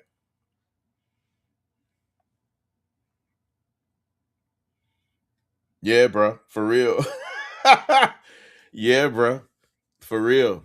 Here's the thing, man. As long as I got Pegasus, bro, which that thing just never ceases to amaze me. It's such an amazing vehicle. I love that truck. That thing it's just good, man. It's just good. I have not done anything power add to this car, and it blows my mind over and over again. I have that. I have a vehicle that can be again utilitarian. We can throw stuff in the back, lay the seats down if we need to for bigger things. I have yet to break down and get that little vanishing or a little hideaway tow hook that I'm gonna probably end up doing. And I can pull stuff with that thing. That truck is good and it's fast and it's fun, especially for a big old truck. Man, come on. I love that thing. But to your point, if we ripping and running, if we doing say, especially if we doing car related stuff and we're gonna be out of town, da da da da da. Yeah, man, we can throw that right on that seat. That little back seat area thingy. Same thing for the McLaren. I think got a little space in the back. The GT has a little space in the back. It has more space than the other ones because that it has a little space over the motor that can put stuff. What other car that I was looking at? Lambo don't have a lot of space at all, man. That's the real downside for that. The AMG GT has a little space back there. At least they have a little trunk and stuff like that. So you got a little space in that one too. But the vet actually holds a decent amount of stuff. That's the part that I'm impressed with. So I no problem with traveling with that one. Done it. Pennsylvania did a few little things in it. So it's can you race them legally on it? Yeah, you can. You can. Just because they're hypercars, supercars, they're not going to, doesn't mean they're going to be the fastest on the track. Yeah, we got a few tracks out here, man. Straight line tracks and course tracks that you can take these cars out on and enjoy them legally. But Lambos are not, and please understand, when you go to tracks, Lambos are not going to be the fastest car on the track. I'm going to just be honest with you. Unless they got work done to them, they are not the fastest cars on the track. Is a McLaren least well-known brand? compared to Lamborghini and Ferrari. Yeah, I mean, you got to realize Lamborghini and Ferrari, they got heritage. They've been around for a very, very long time. The British brought out McLaren. Now McLaren been around for a while. Don't get me wrong. They're just not. They've never been as popular as Lamborghini. Let me think, because I don't remember when that first P1 came out. McLaren been around for a long time, man. We didn't know about it as loudly as Lamborghini and Ferrari because they made so many uh, so many they made so many production cars and they were so popular. They were the ones that stood out for way more than all the other cars. Where McLaren was making F1 cars, they were making real race cars, and then transferring that into the technology into their production cars. I don't remember when they first came out, and that's what I'm trying to see. Sorry about that. So now McLaren been around, man, since '63. They've been around for a long time. For a long time. But it was a race motor. That's when they came out with that M1A. Yeah.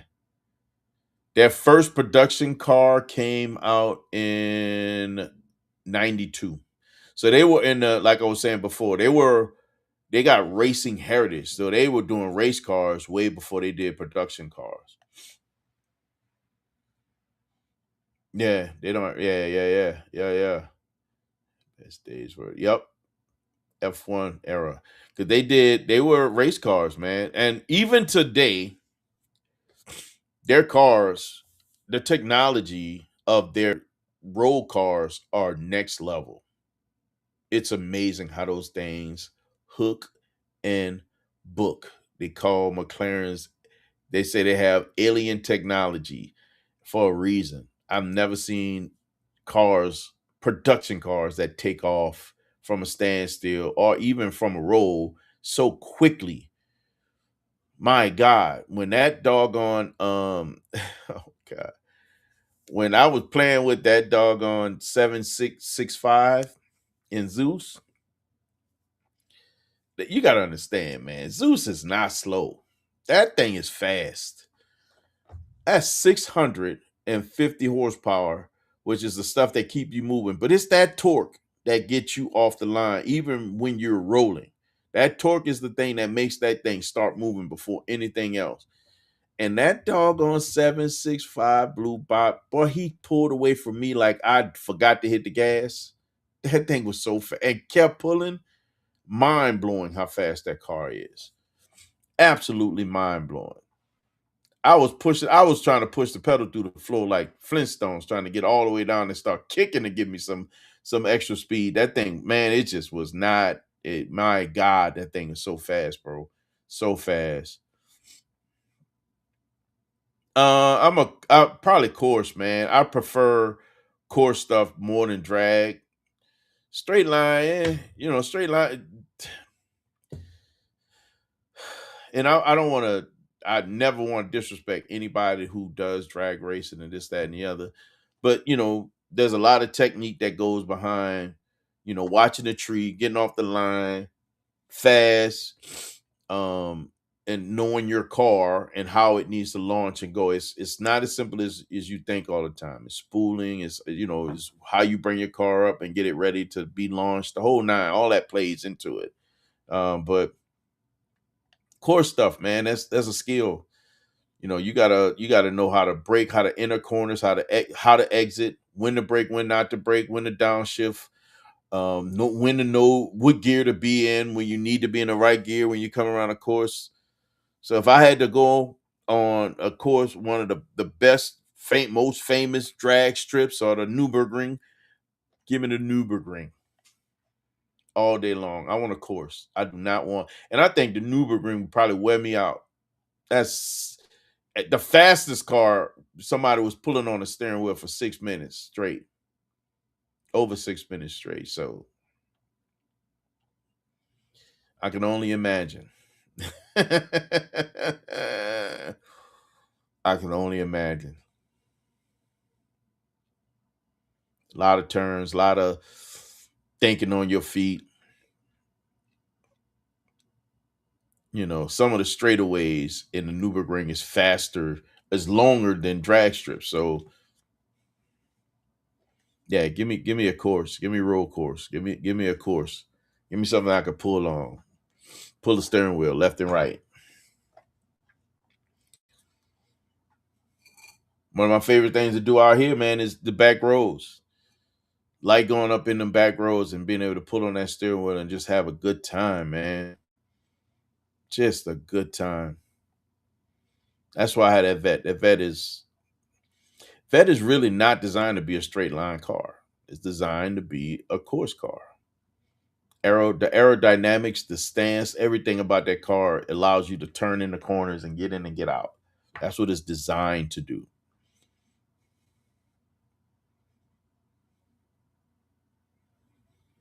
I think Nürburgring.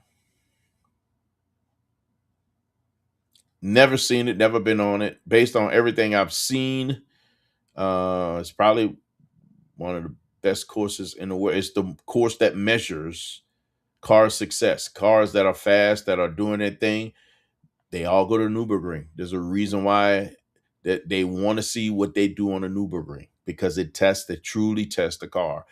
It has to be the best. Nürburgring has to be the best. How can it not be?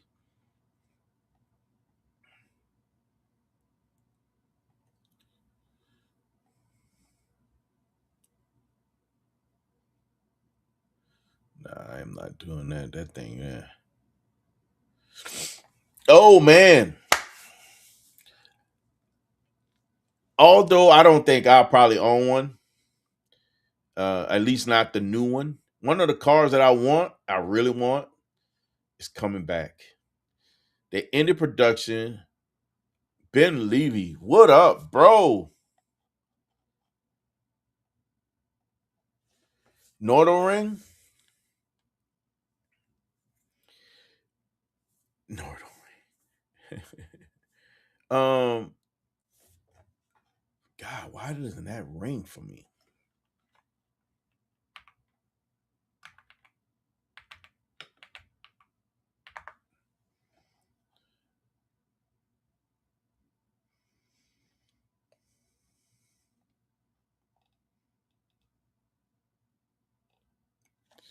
Ooh, wow. Wow, I forgot about this. And that's a straight circular ring, right? Ooh, wow, I forgot about that. And what's crazy is I pulled this up, and I do remember this from Top Gear. It's just a big old circle, man. Again, something like a straight line, but not, because it's 7.8 miles of a loop that you just drive in a ring. Like, wow. You want to test G forces, especially if you can actually feel the G forces, because it's not, you got to think 7.8 miles. The curvature is not going to be anything that you feel like you slide left or right. So you could probably really get on it and still maintain almost like you're going straight, right? That's got to be sick. But it still don't touch Nürburgring, because Nürburgring is left and right. This is, not an oval, but it's a circle. What's going on, Ben? How you been doing, man? I meant the car is absolutely the best car. Absolutely best car to road course with. That could be a lot of different uh opinions about that. There's a lot of really good cars for road courses. And it depends on what kind of course that you're doing. There's a lot of cars that fit the bill for that, man. Some of the better cars, Porsche. Porsche's Porsche would be top of my list. Corvette is really making their place. The new Mustang made a real splash on a Nürburgring, on a course tracks. Again, when we think back to the ZR1, ZR1 went to every major course track and was trying to set history by setting records on every last one of those courses. So cannot knock out Corvette as being one of the best cars to take to a course track.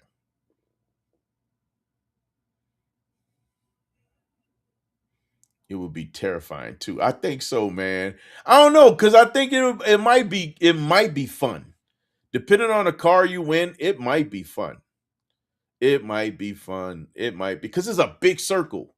It's just a big circle. So the faster you go, the more you start seeing the curve, if that makes sense. Like when you first starting off, it feels like you're only going straight.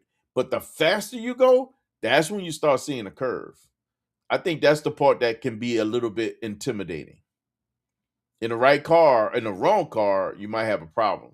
In the right car, it's just going to grab the earth and just go. A lot of these purpose built cars that have aero that is not superficial, that actually use the aero, it's going to hug and it's just going to grab closer to the earth and just keep pushing through this, man. You're probably not going to even feel it as much. I gotta admit, man, that's it's definitely intriguing. It's definitely intriguing. I forgot all about this. It's been a long time since this was on. Since I've seen this, man. This is God. It definitely makes. I'm curious. I'm curious. Of course, it is nowhere here. So to get a car there, either you're gonna fly there or you're gonna drive one that's there. So, man.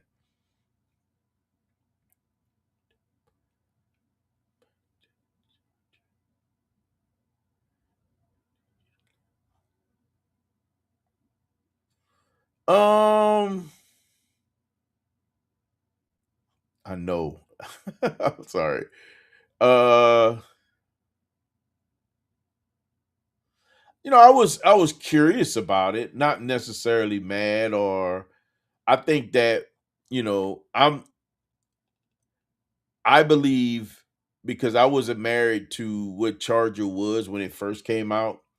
So when Dodge dropped their Charger, of course it was almost like groundbreaking. They really shocked. They brought the world to their knees when they started bringing those cars back out, because they looked good. They brought something out that was uh, nostalgic to some degree by name, but you know their whole claim to fame was Hemi.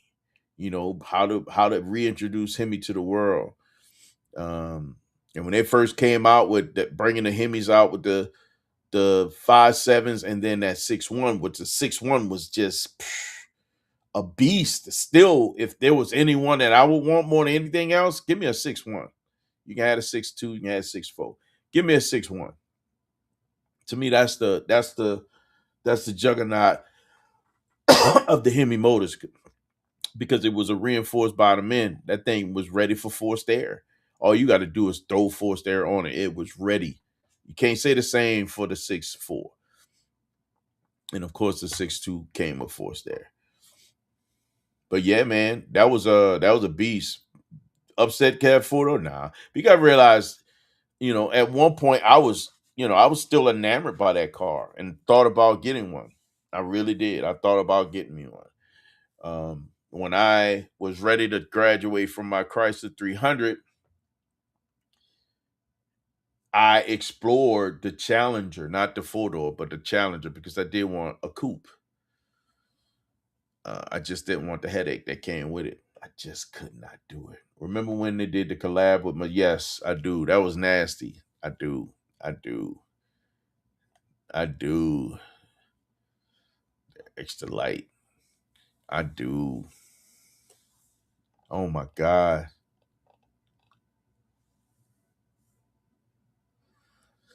I was just flipping through some of these pictures, man, and you can see some of the cars that that they brought out. Everything has just ridiculous aerodynamics, so that it sucks the car down. That Nardo ring, man, I don't know. I would love to drive it. I'm gonna be honest with you. I swear I would love to drive it. I would love to put Zeus on that thing. I think Zeus would be fine. The last time I took the car on a road trip, it's the only downside. Again, this is real true functioning aero that's on these cars. We were coming back from Pennsylvania, man, and we were pushing. There's times we were pushing crazy miles per hour. That strip of Mexico in between Pennsylvania and Chicago. That the arrow it pulled down so much, man, it cracked clips on a grill. I was like, golly, I ain't hit nothing. But the downforce was pulling so much it cracked clips. I literally got to get those bars and put it on there. What I'm gonna end up doing first is probably changing out. I'm gonna change the arrow, which is probably gonna add more downforce to the front. And I'm gonna get the reinforced joints to keep it from pulling down because man, it wants to. It wants to. Purpose built cars. When I added arrow to the 300, it was more for look. I don't think I'd have ever been in a position where I was getting to feel what that arrow is going to do. It was for looks. Man, when you get it and it actually has a purpose, it's a different feeling. You go on it, you at speed and you tap that brake just to bring the nose down and then get back on the gas as you're going through a corner and that car just hangs on to the earth. Man, that's crazy. It's an incredible feeling. Absolutely nuts feeling. Absolutely nuts. But when you in a vehicle that's purposely built for that, designed to do those things, all that arrow is not superficial. It's not just something that they're doing because it looked good. It actually has function. Man, that mess is crazy, bro. It is absolutely nuts. Which car do you think looked better than the other between the Mustang Challenger and the Camaros?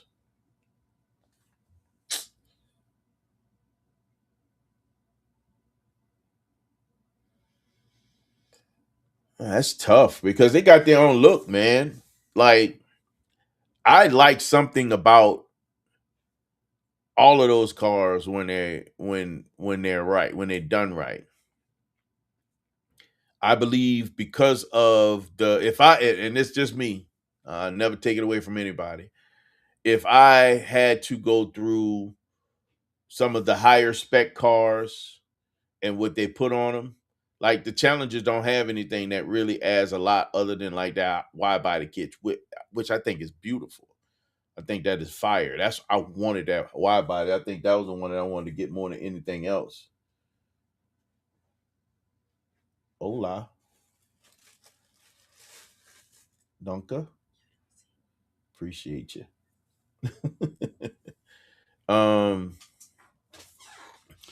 that wide body Challenger was beautiful, but they didn't add a lot to it. It was the wide body. It was if you got the spoiler on the back, if you got some kind of splitter on the front, it will fall last. It will be the worst, in my opinion. Not saying that it's bad, but you got to see what it's competing against. Now, Mustang and Camaro. When you look at, for example, the GTD, they did a lot of really cool things with that. Beautiful car. But you can step back and say the GT 500, absolutely amazing looking car, especially when you throw all their aero and what they put on that car. That car looks amazing. However, ZR1 Camaro, it looks like it wants to transform and stand up and walk away from you. All the aero, the canards, the splitter, the spoiler, the side skirts, the fender flares. This car is just, in my opinion, I think Camaro wins. I think they threw so much at Camaro from an appearance perspective and functionality from that pony car that I just don't see any other car being. It's just a beast. I think Camaro. So if I had to judge, Camaro's number one, Mustang number two, and then we'll have to put the Challenger on the backside of that. Ooh, I got some chicken. I ain't got no fork. Yeah.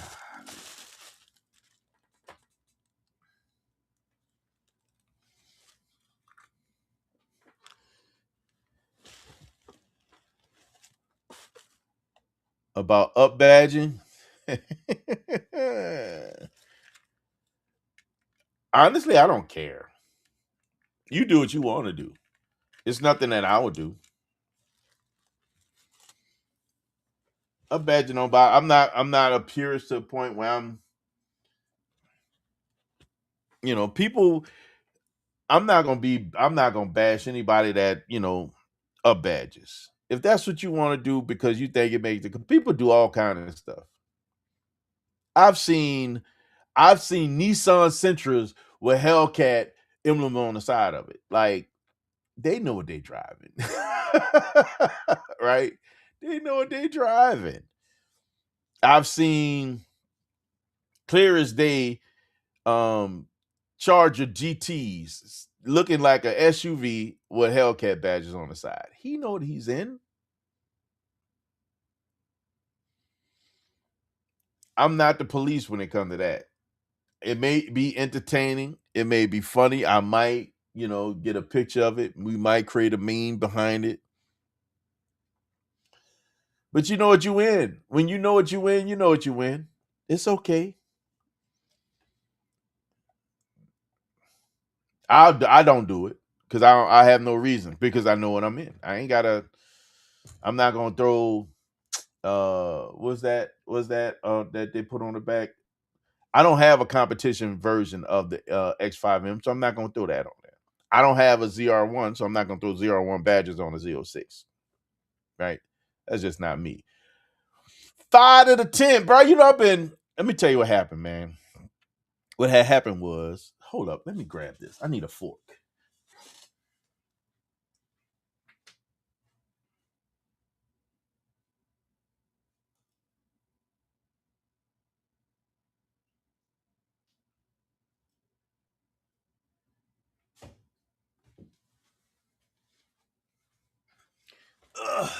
So I watched the video of the review.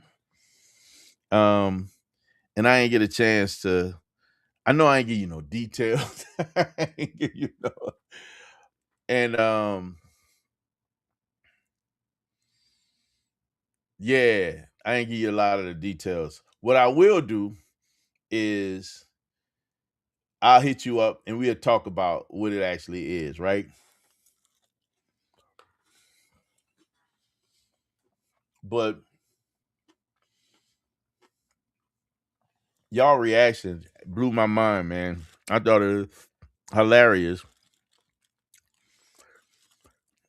And then when my girl said she want to get on one more hit, you was like, I see. All right, Bob, we gotta cut this off. That's one of my challenges. I'm glad you liked it, bro. I'm glad you liked it.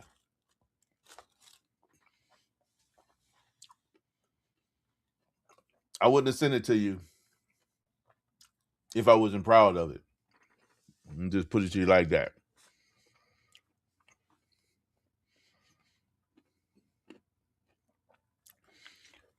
Your reaction was what I was looking for.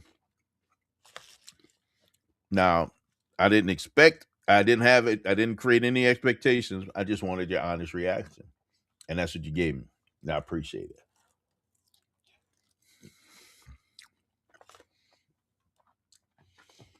When y'all tasting it again, man, to see if it's the truth.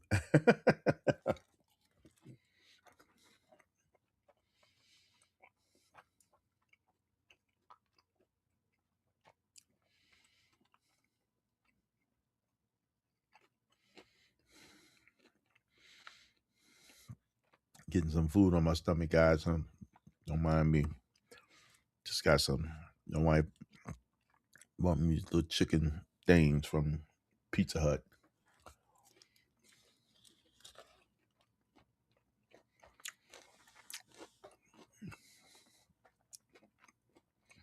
Man, I said this. I had this question. I answered this one, bro. It's still a good question though, even today, because that opinion could change over time. If I had to get rid of one car and only had to have one car, only was able to have one, that Z06 would be gone. It'll be history. That thing will be gone so fast. That BMW, man, I'm trying to get y'all to understand how amazing this doggone X5M is. And I've done nothing to it yet. So we do downpipes, little intake, some exhaust, little stage 2. We're gonna be outpowering what a Z06 is right now. That thing is crazy, man. I love that truck. I got you. That's all good, man.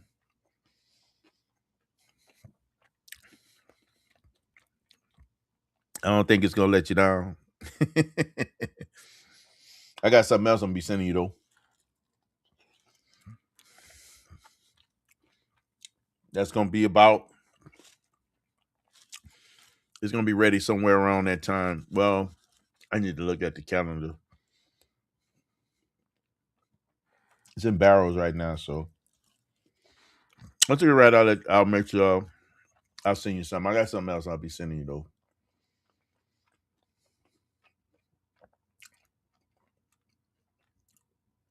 Yeah, it's not a but. That is not a but. That is not a but. Because I said I prefer the performance. That BMW is ridiculously a incredible performer.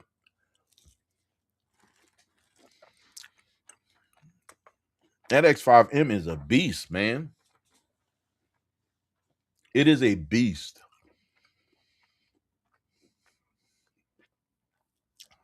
It is a beast. When I tell you, again, one of the things that I was looking at that was a selling point for me was seeing that thing competing with the Porsche Cayenne Turbo S on a course track.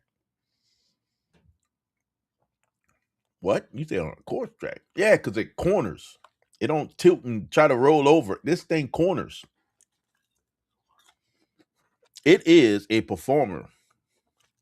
When we took this thing on back hills of Wisconsin, on back roads, I'm with 2 Porsches, Aston Martin, not Porsches, 2 Corvettes, Aston Martin, AMG GT63, and coupe, and a Porsche Cayenne.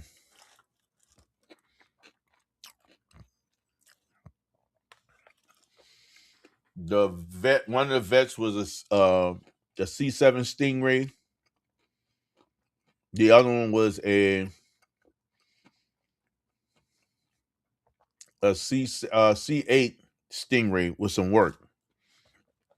Well, a little work, I think. Can't remember if he had work though. And we did some pulls, and he wasn't just snatching away from me. And this truck is over 5,000 pounds. And he couldn't just pull away from me like it was nothing. This truck is crazy. And this was factory. So if I had work done, he couldn't out of tow him up. Yes. Yes, I prefer performance. This thing is performance and some. It's not just an SUV. And it's not an SUV. Ooh, I keep saying that. We clarified that last week. It is an SAV. It's not classified as an SUV. It's an SAV. Which means there's no off-road in my future. A lot of road and can handle track, and this BMW is crazy. I'm telling you. This thing is nuts. So there's nothing about this car that says it does. Well, let me just say this: It does more than one thing very well, man. It does more than one thing very well. And it's a driver's SUV, SAV, not an SUV. It's a driver's vehicle. I get in that thing and I forget I'm in a big truck. Absolutely forget I'm in a big truck. I'm absolutely forget I'm in something over 5,000 pounds because it does not feel like it.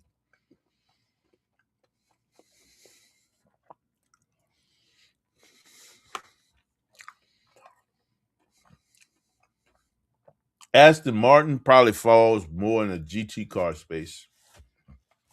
It depends on which one you're looking at too.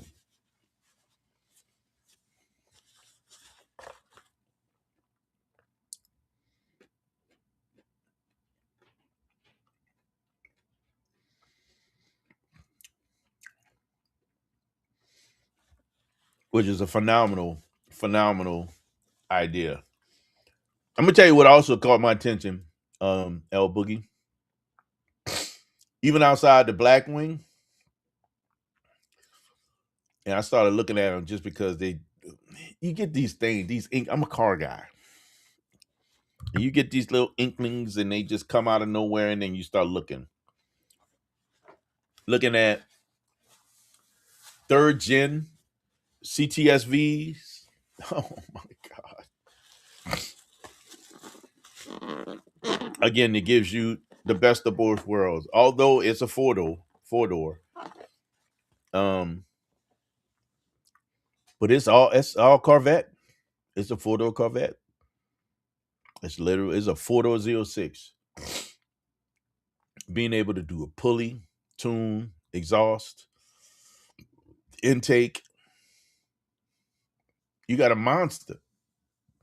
750 plus horsepower, then easy. And not for a lot of money on a 4-door sedan, sports sedan. This thing is next level. It's nasty. Lots of white smoke. Yeah, it's gonna be goofy. Still love them. I wouldn't mind owning one. 17, 18 CTSV all day long. All day long. Yes, sir. Yes, they are in the same class. You ask Mercedes, they'll say no.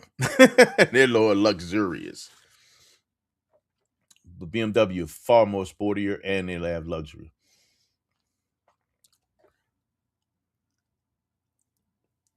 Far more luxurious.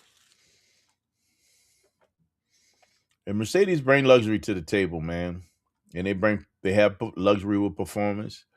BMW bring performance with luxury. There's just one of the reasons why I focused on the X5M as opposed to the X3M is just that they brought more luxury to the X5M. It's just a good place to be in that vehicle, in that cockpit.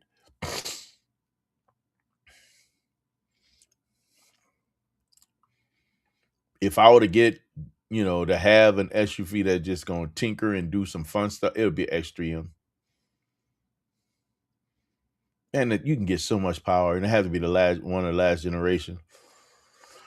19, 20 preferably. It's so much power you can get out of those cars. They just were built right, man. They did the right things to that little S58. It's crazy. That motor is stupid, man. The German 2JZ. Absolutely nuts. An amazing car.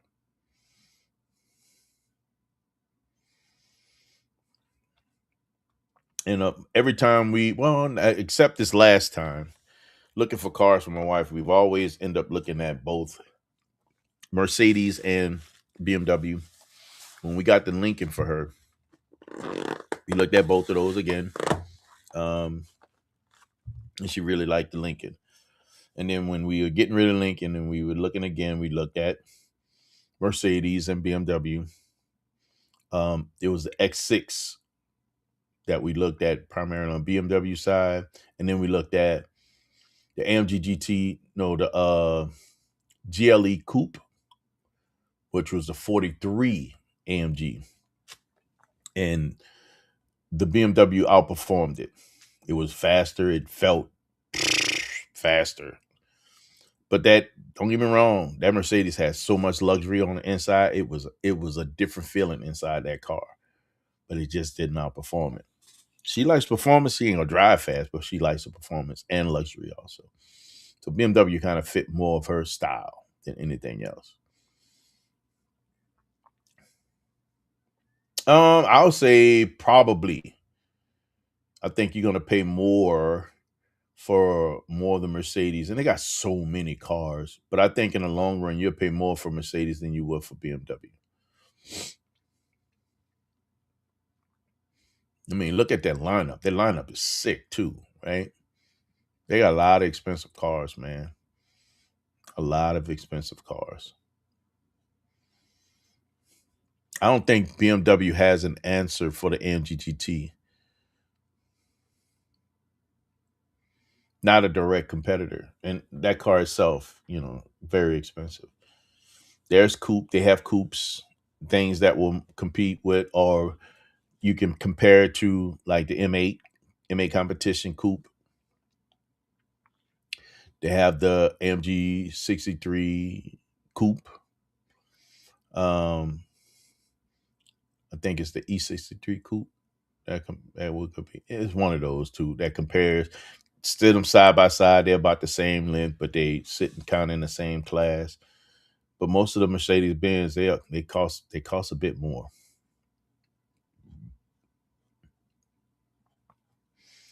Mercedes has its prestige.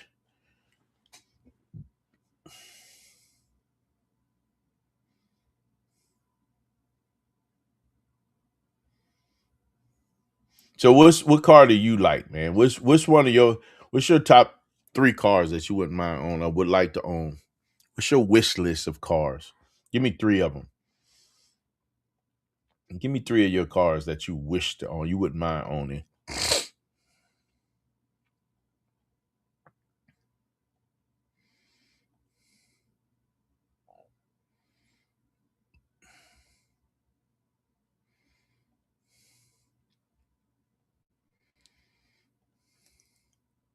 Oh wow.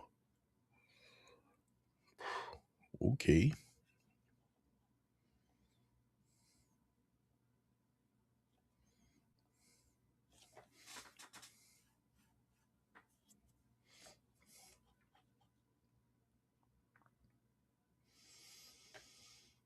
When we did that video and we're talking about the cars, the most reliable supercars that was at that track in Vegas, was crazy was all but one of those cars were on my list of something that I wanted. The one that was on the list that I didn't care to have was the NSX. And it was considered the most reliable car that they had on their track. But the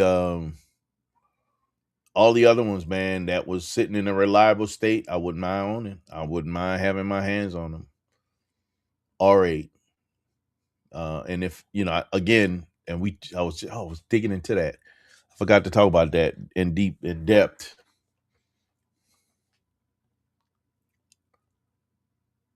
Nice. Oh yeah. Good stuff.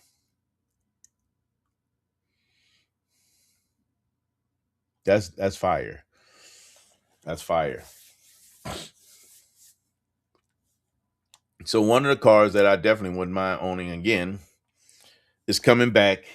They discontinued it in 2024, and it's coming back.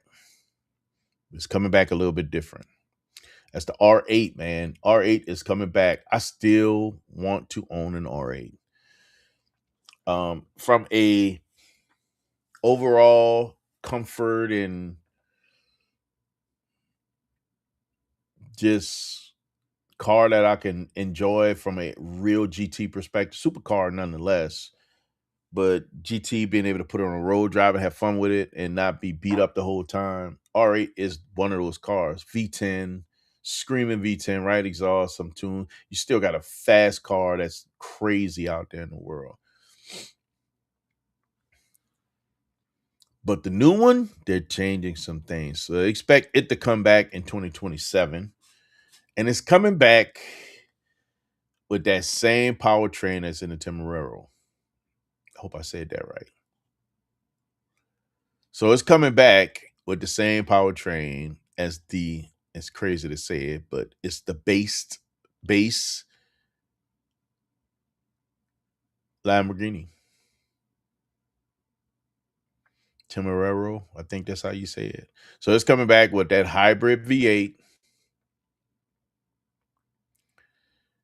Oh my God. I haven't seen any pictures of what the car is going to look like, but it's going to be the same powertrain as that Lamborghini, which is a turbocharged V8 trio twin turbos with electrification as well. That thing is going to be making, good Lord, 907 horsepower to all wheels.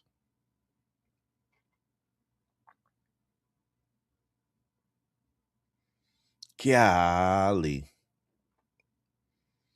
That is bananas.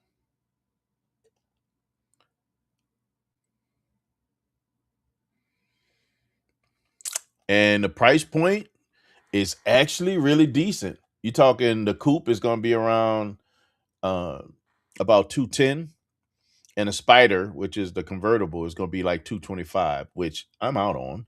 Not going to work for me. Spider, you lose leg room. One of the most uncomfortable rides was driving that R8 convertible. Not fun because you lose leg room. For somebody my size, just doesn't work.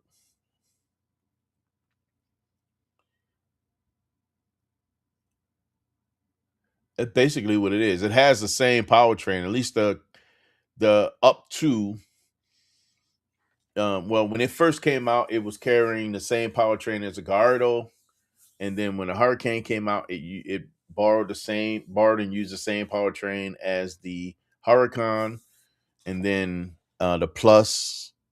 No, I don't think the Plus took anything different. And then with the new one that's coming out, it's going to be taking the new base model. Remember, Lambo always had base models, right? First, it was the Gallardo was the base Lamborghini, Huracan was the base, and now the Temeraire is the new base model. Temerario. I can't say it. I don't know why I can't say that name of that doggone car. I'll put the spelling up so y'all can see it. I'm sure y'all know what it is.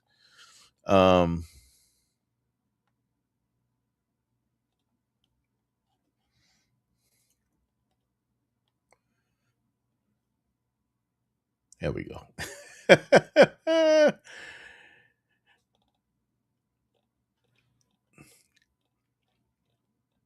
So this is going to borrow that powertrain from that car, which is going to be next level. You got to think, bro. Almost 1,000 horsepower to all four wheels. That car is not heavy. It's light. It's that thing is going to scoot something vicious, man.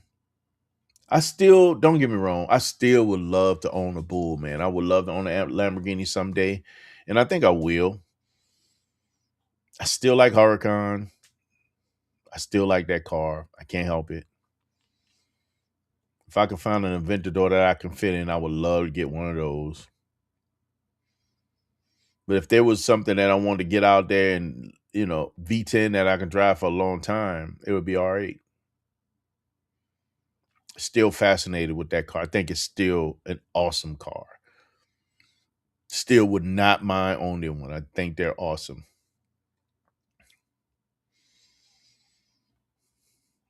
But a bull is a bull. I'm gonna be honest with you. Like you want to ride with the bulls, you got to have a bull. Those guys are like, yeah, that's an R8. That's it's not a Lamborghini, bro.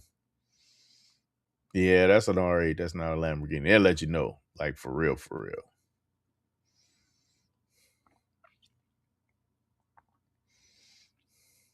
But I still like them. I still like them. I think they're attractive cars. What I love about them, other than the Lamborghini, is that they have creature comforts on the inside of the Audi that surpasses what you have on the inside of the Lamborghini.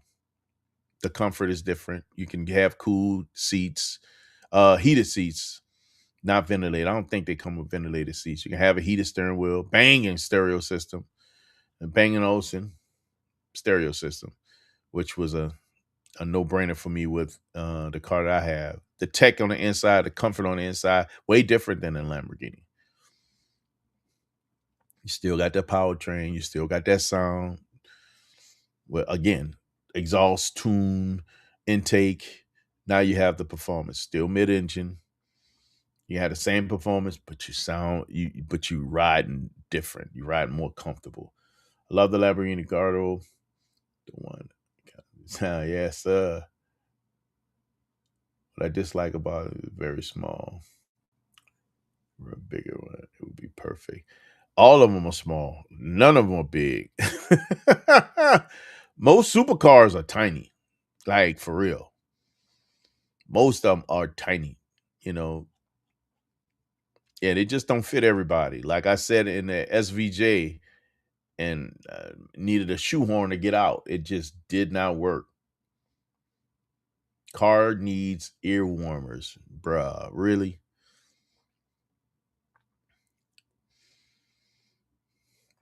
Yeah, but most of these cars, man, they are tiny. They're not big cars. I think the R8 is a bit more friendly though. The Huracan is fairly friendly as well when it comes to size and getting in it. It's not uncomfortable. It's not tiny on the inside. That doggone Aventador though. SVJ, when I sat in it, I'm like, ooh, I can't. This don't work. I'm sitting in my head tilted to the side. Like, this don't work at all. Like, see, I can't go back no more. Like, this is it. Ooh. Yeah, it killed my dreams until Tim was like, yeah, you can always get, I think the SV, I'll be fine. I can fit in that one. I'm like, okay. Whew. Maybe I need to go sit in one of those and regain my love for that. Here's the other thing that really baffled me. Even my car feels like a cockpit. Right? You get in the Zeus, it's a cockpit. It's not uncomfortable. It's not too small. It just feels like a cockpit. I'm comfortable in that car. I can be in that car for a long period of time. It's comfortable. Man, but when I sat in that Porsche Turbo S, it was like room for activities. I was able to do stuff. I was like, God, this thing is spacious. It was crazy how much space was in that car. That's what I think that was the part that fascinated me. One of the things that fascinated me with Porsche. Because I drove both of them that day, the GTS and Turbo S. And it was spaced. It was just room. It did not feel cramped at all. It didn't feel really cockpity, like it was everything was closing around me. It felt nice, man. It felt spacious and roomy, and it felt nice, man. Do I think the C8 is smaller like the Lamborghini or bigger? They're about the same. I think they're about the same. Like a Huracan. They're about the same. They're not that much different, in my opinion.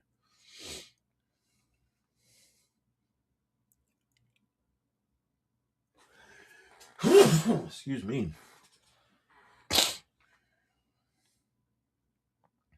Yeah, they're about the same. I don't think they're that much different when it comes from a size perspective, especially interior wise as well. They're about the same. Excuse me. Good Lord. Something went the wrong way.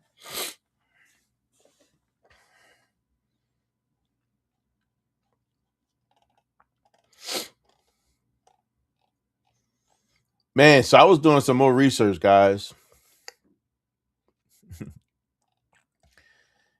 Bro, like the thing that kind of what baffles me is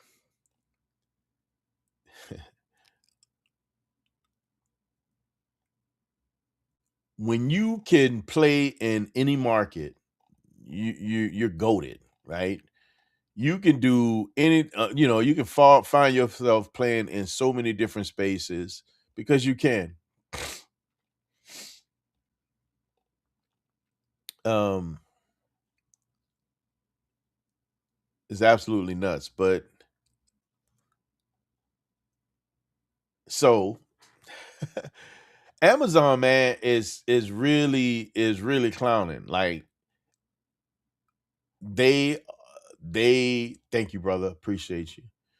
They find themselves making money wherever they can. And they found a new place to make money. Amazon Auto. Bro, Amazon is selling cars. And I didn't realize, I remember seeing places where you are able to find cars on Amazon. They got Amazon Auto. Like, it's for real. Like, for real, for real. You can go and buy a car. Man, you ought to use some toilet tissue. You ought to use some whatever else you order from Amazon and order a car right here on Amazon. This is crazy. All from your phone or from your computer. You ain't got to go nowhere. It's all available right here. Amazon. Amazon has everything. Soon you'll be able to buy houses and some more stuff on Amazon. And they got used cars, not just new cars. You can find used cars on Amazon. Now, I don't know if they're using my assumption is that they're using a platform like a scraper, maybe, to put all these cars together. But you can close a deal right here on Amazon. Even financing. Amazon is a beast. You gotta give them their props. And many makers, like right now, I see almost from a used car perspective, like everybody's on here. But there's going to be new car makers that's going to be going to Amazon also to use them as another way to sell cars. So this is telling, in my opinion. Gone are the days of true haggling for cars. Like, really, I think those days are so far gone, it's beyond me. I remember, the love for haggling, being able to, work and get the price that you want for the car that you're looking for and talk to them. Man, that died so long ago. When I was getting a Chrysler 300, I never forget. I went to haggle and to try to get the price that I want. It was tough to do so because there were people that bought cars online from anywhere. No different than the way I was looking for my vet. I was looking all over the country and I was willing to go and get it and drive that sucker home. It didn't matter. There's so many other people that's doing the same.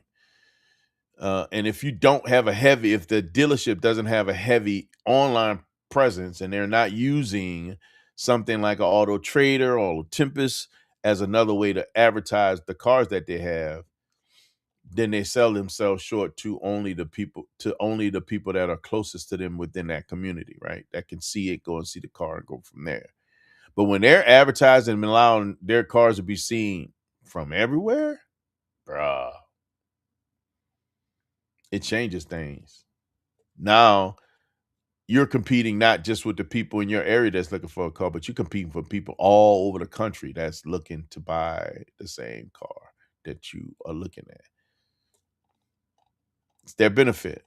And now, being able to offer all those cars into one platform where not only you're able to, and bad on you if you don't, oh my God, if you don't go look at this car and be able to drive it or do something like that, you just buying it sight unseen. That's crazy.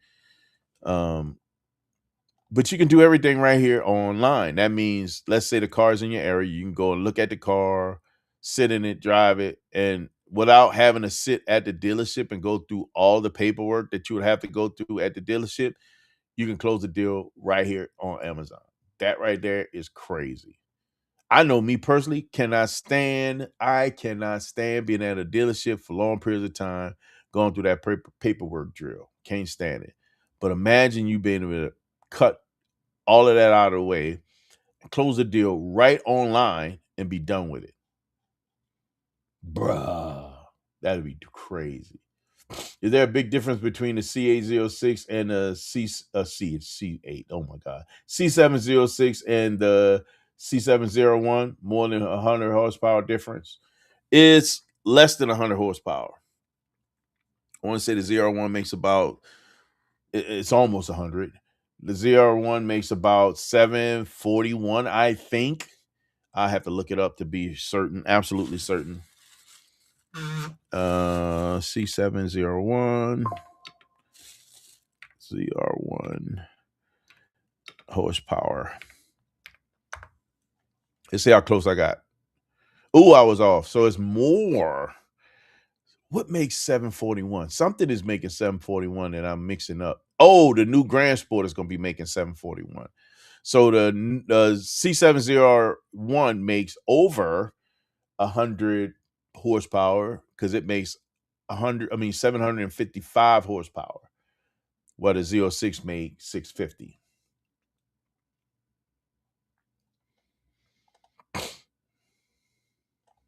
Poof. In your opinion, who is more better? Who is more better looking?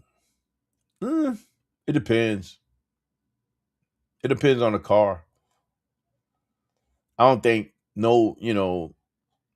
there's some Ferraris I like over Lamborghinis, and then there's some Lamborghinis I like over Ferrari. It depends. Depends on the car. I think both of them have very attractive cars. And then I think some of them just make cars that's like, Some of the older ones that probably were ground shaking when they first came out, that when you see them today, it's like,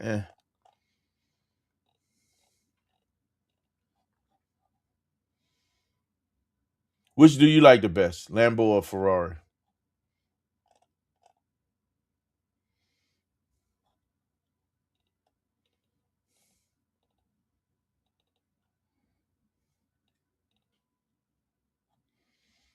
Man, this whole Amazon selling cars, man, is just like, this is crazy. I was bouncing through trying to see what's on the docket. I've not seen any. Let's see. What's the big names that we got in here? I don't see any supercar names in here though. But you can get a Corvette if I'm not mistaken. Let me see. Let's look at Chevrolet. Oh, it's showing me results. So you can set kind of like Auto Trader and all those other things where you can set like distances and things like that for searching for a car that you want. I think right now this thing is set for 75 miles from my location, which I don't like that because I like to go further than that.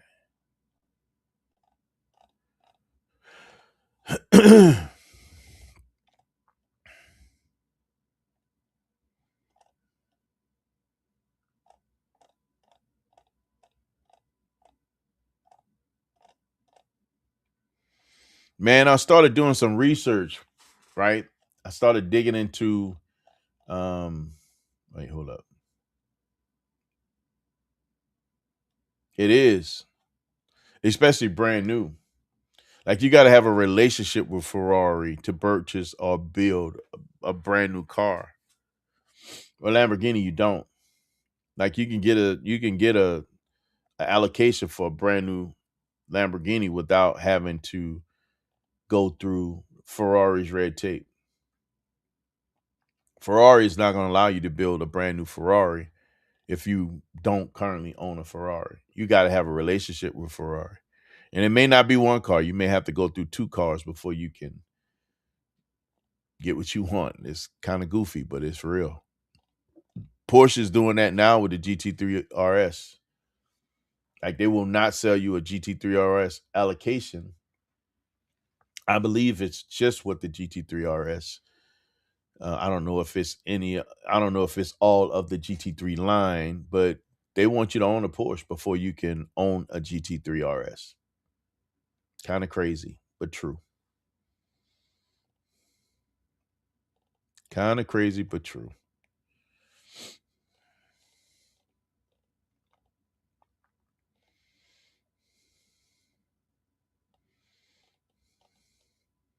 Man, what is this spec? Oh, this is a convertible 3LT. Wonder why they got what is this? A 2023 Stingray, 15,000 miles for 82. That feels high to me. It's a 3LT convertible, but maybe that's what it is. HTC. It could be that drive the price up. I don't know, but that just seems high to me. It must have all the bells and whistles on the inside. Yeah, because I'm looking at another 23 Stingray. It's got fewer miles for 70,000. Like, what's so special about this car? Doesn't make sense to me. Does not make sense. It's probably got everything on it. It's got to have everything on it for it to try to drive that price up so high.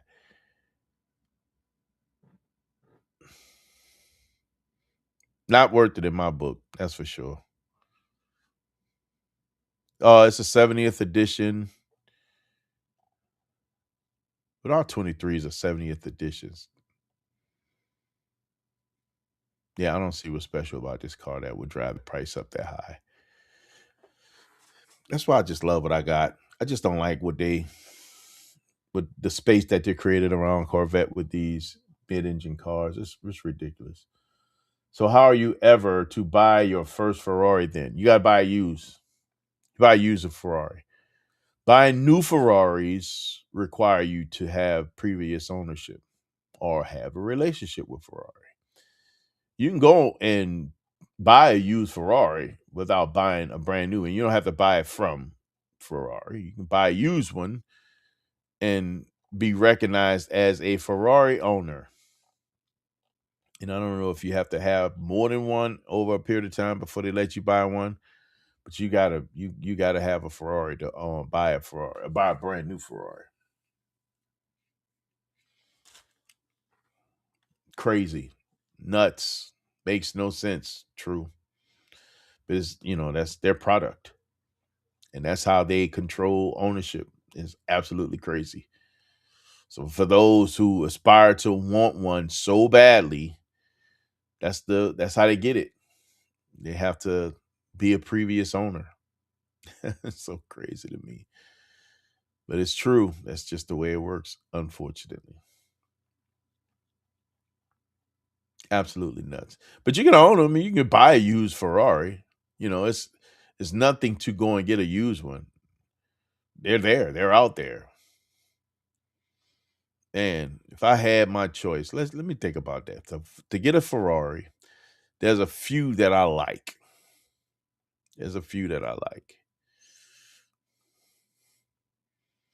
Number one on my list, is 458.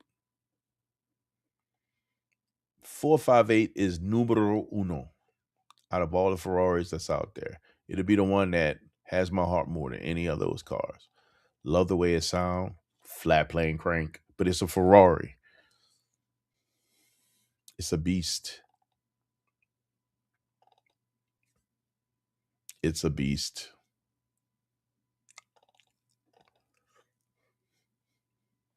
Number two for me would be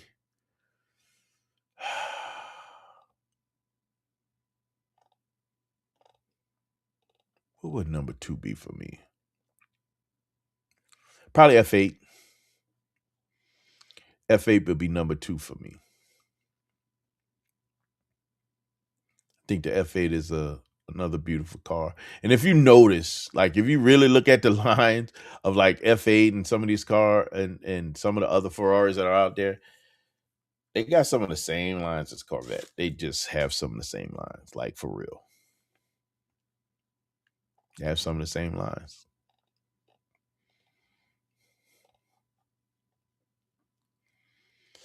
From there, if I had to go to, I do like 488s. I do like them.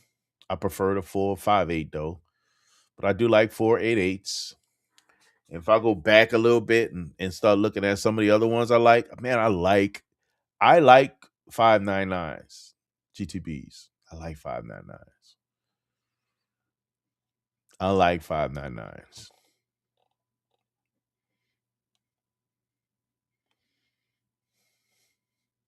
Yeah. Yeah. Yeah.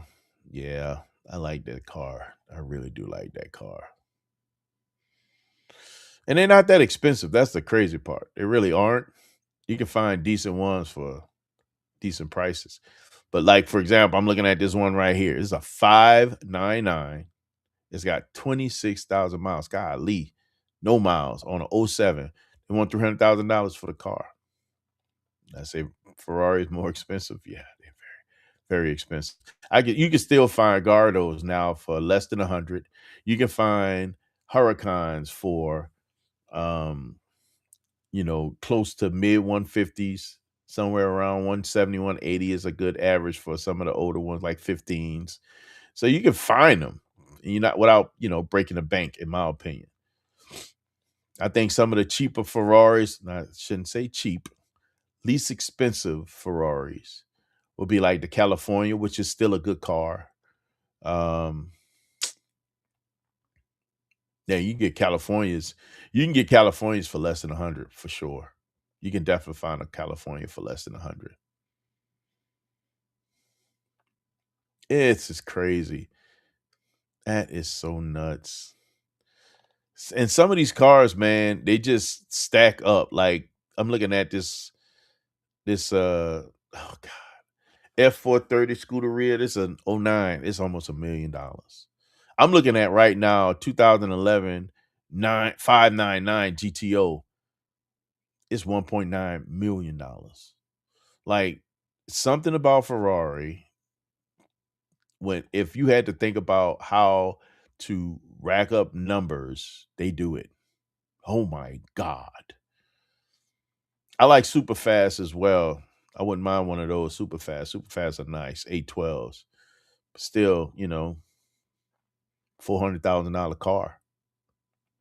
Crazy. Absolutely crazy. I ain't knew this Roma was that inexpensive. They got Romas for $890. I could be showing y'all this.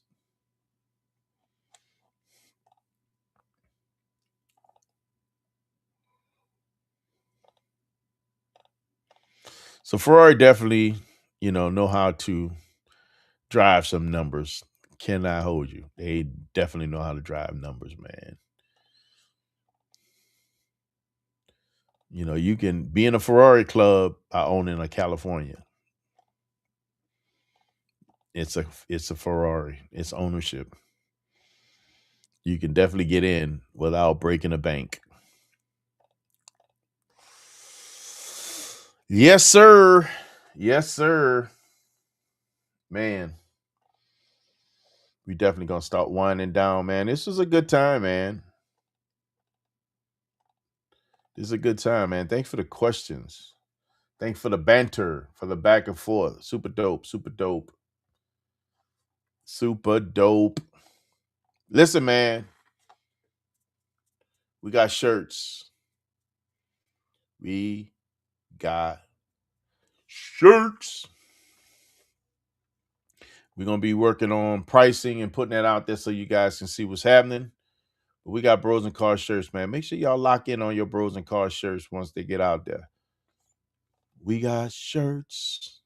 Tell me what y'all think about the Bros and Cars shirts. Let me put the spec up there again. Would y'all get this? Would y'all buy this shirt, man? I think it's a dope looking shirt. Would y'all buy this shirt? Let me put the spec sheet up. Tell me, man. Tell me if y'all would get this shirt. Because I think it's a dope shirt. Would y'all buy this shirt? My brothers was pepping me up, hyping me up, man. But would y'all get this shirt? Tell me what y'all think, man. White and black options. Might do a dark gray maybe, but white and black, keeping it simple. Just the white one. That's the spec on the black one. But this something y'all put your hands on. Would you wear this shirt? I think it's a nice looking shirt. Repping Bros and Cars, the Brotherhood. Come on, man. Come on, man. So I do have some orders already, and It's not even officially dropped. That's the crazy part. But, you know, we got some love. We getting some love from the shirt, and we just getting it out to the world. So it's all good, man. It's all good. What y'all think, man? Y'all like the shirt? Yeah. All right, man. Look like we down to the wire. We got light. People probably getting ready to crash out. So we're going to wrap this up, man. Thank you guys for hanging out, man. Thank y'all for stopping in. Thank y'all for the banter. Thank y'all for the coolness. Thank y'all for hanging out, man. I appreciate you guys, man. But we're going to wrap this up, and, man, y'all know how we do, man. We don't do the normal round here. Oh, God, no. Why is that? Man, you were designed for greatness. Guys, because you were designed for greatness, man, you have the right, the authority, and the responsibility to never be average. This shirt ain't average, man. Oof. So don't be average. Yeah. Shout out to all my veterans, man. Active duty, reserve, retired, separated, and transitioned. Always remember, man, freedom and free comes at a cost. Peace. Y'all be good, man. I holla.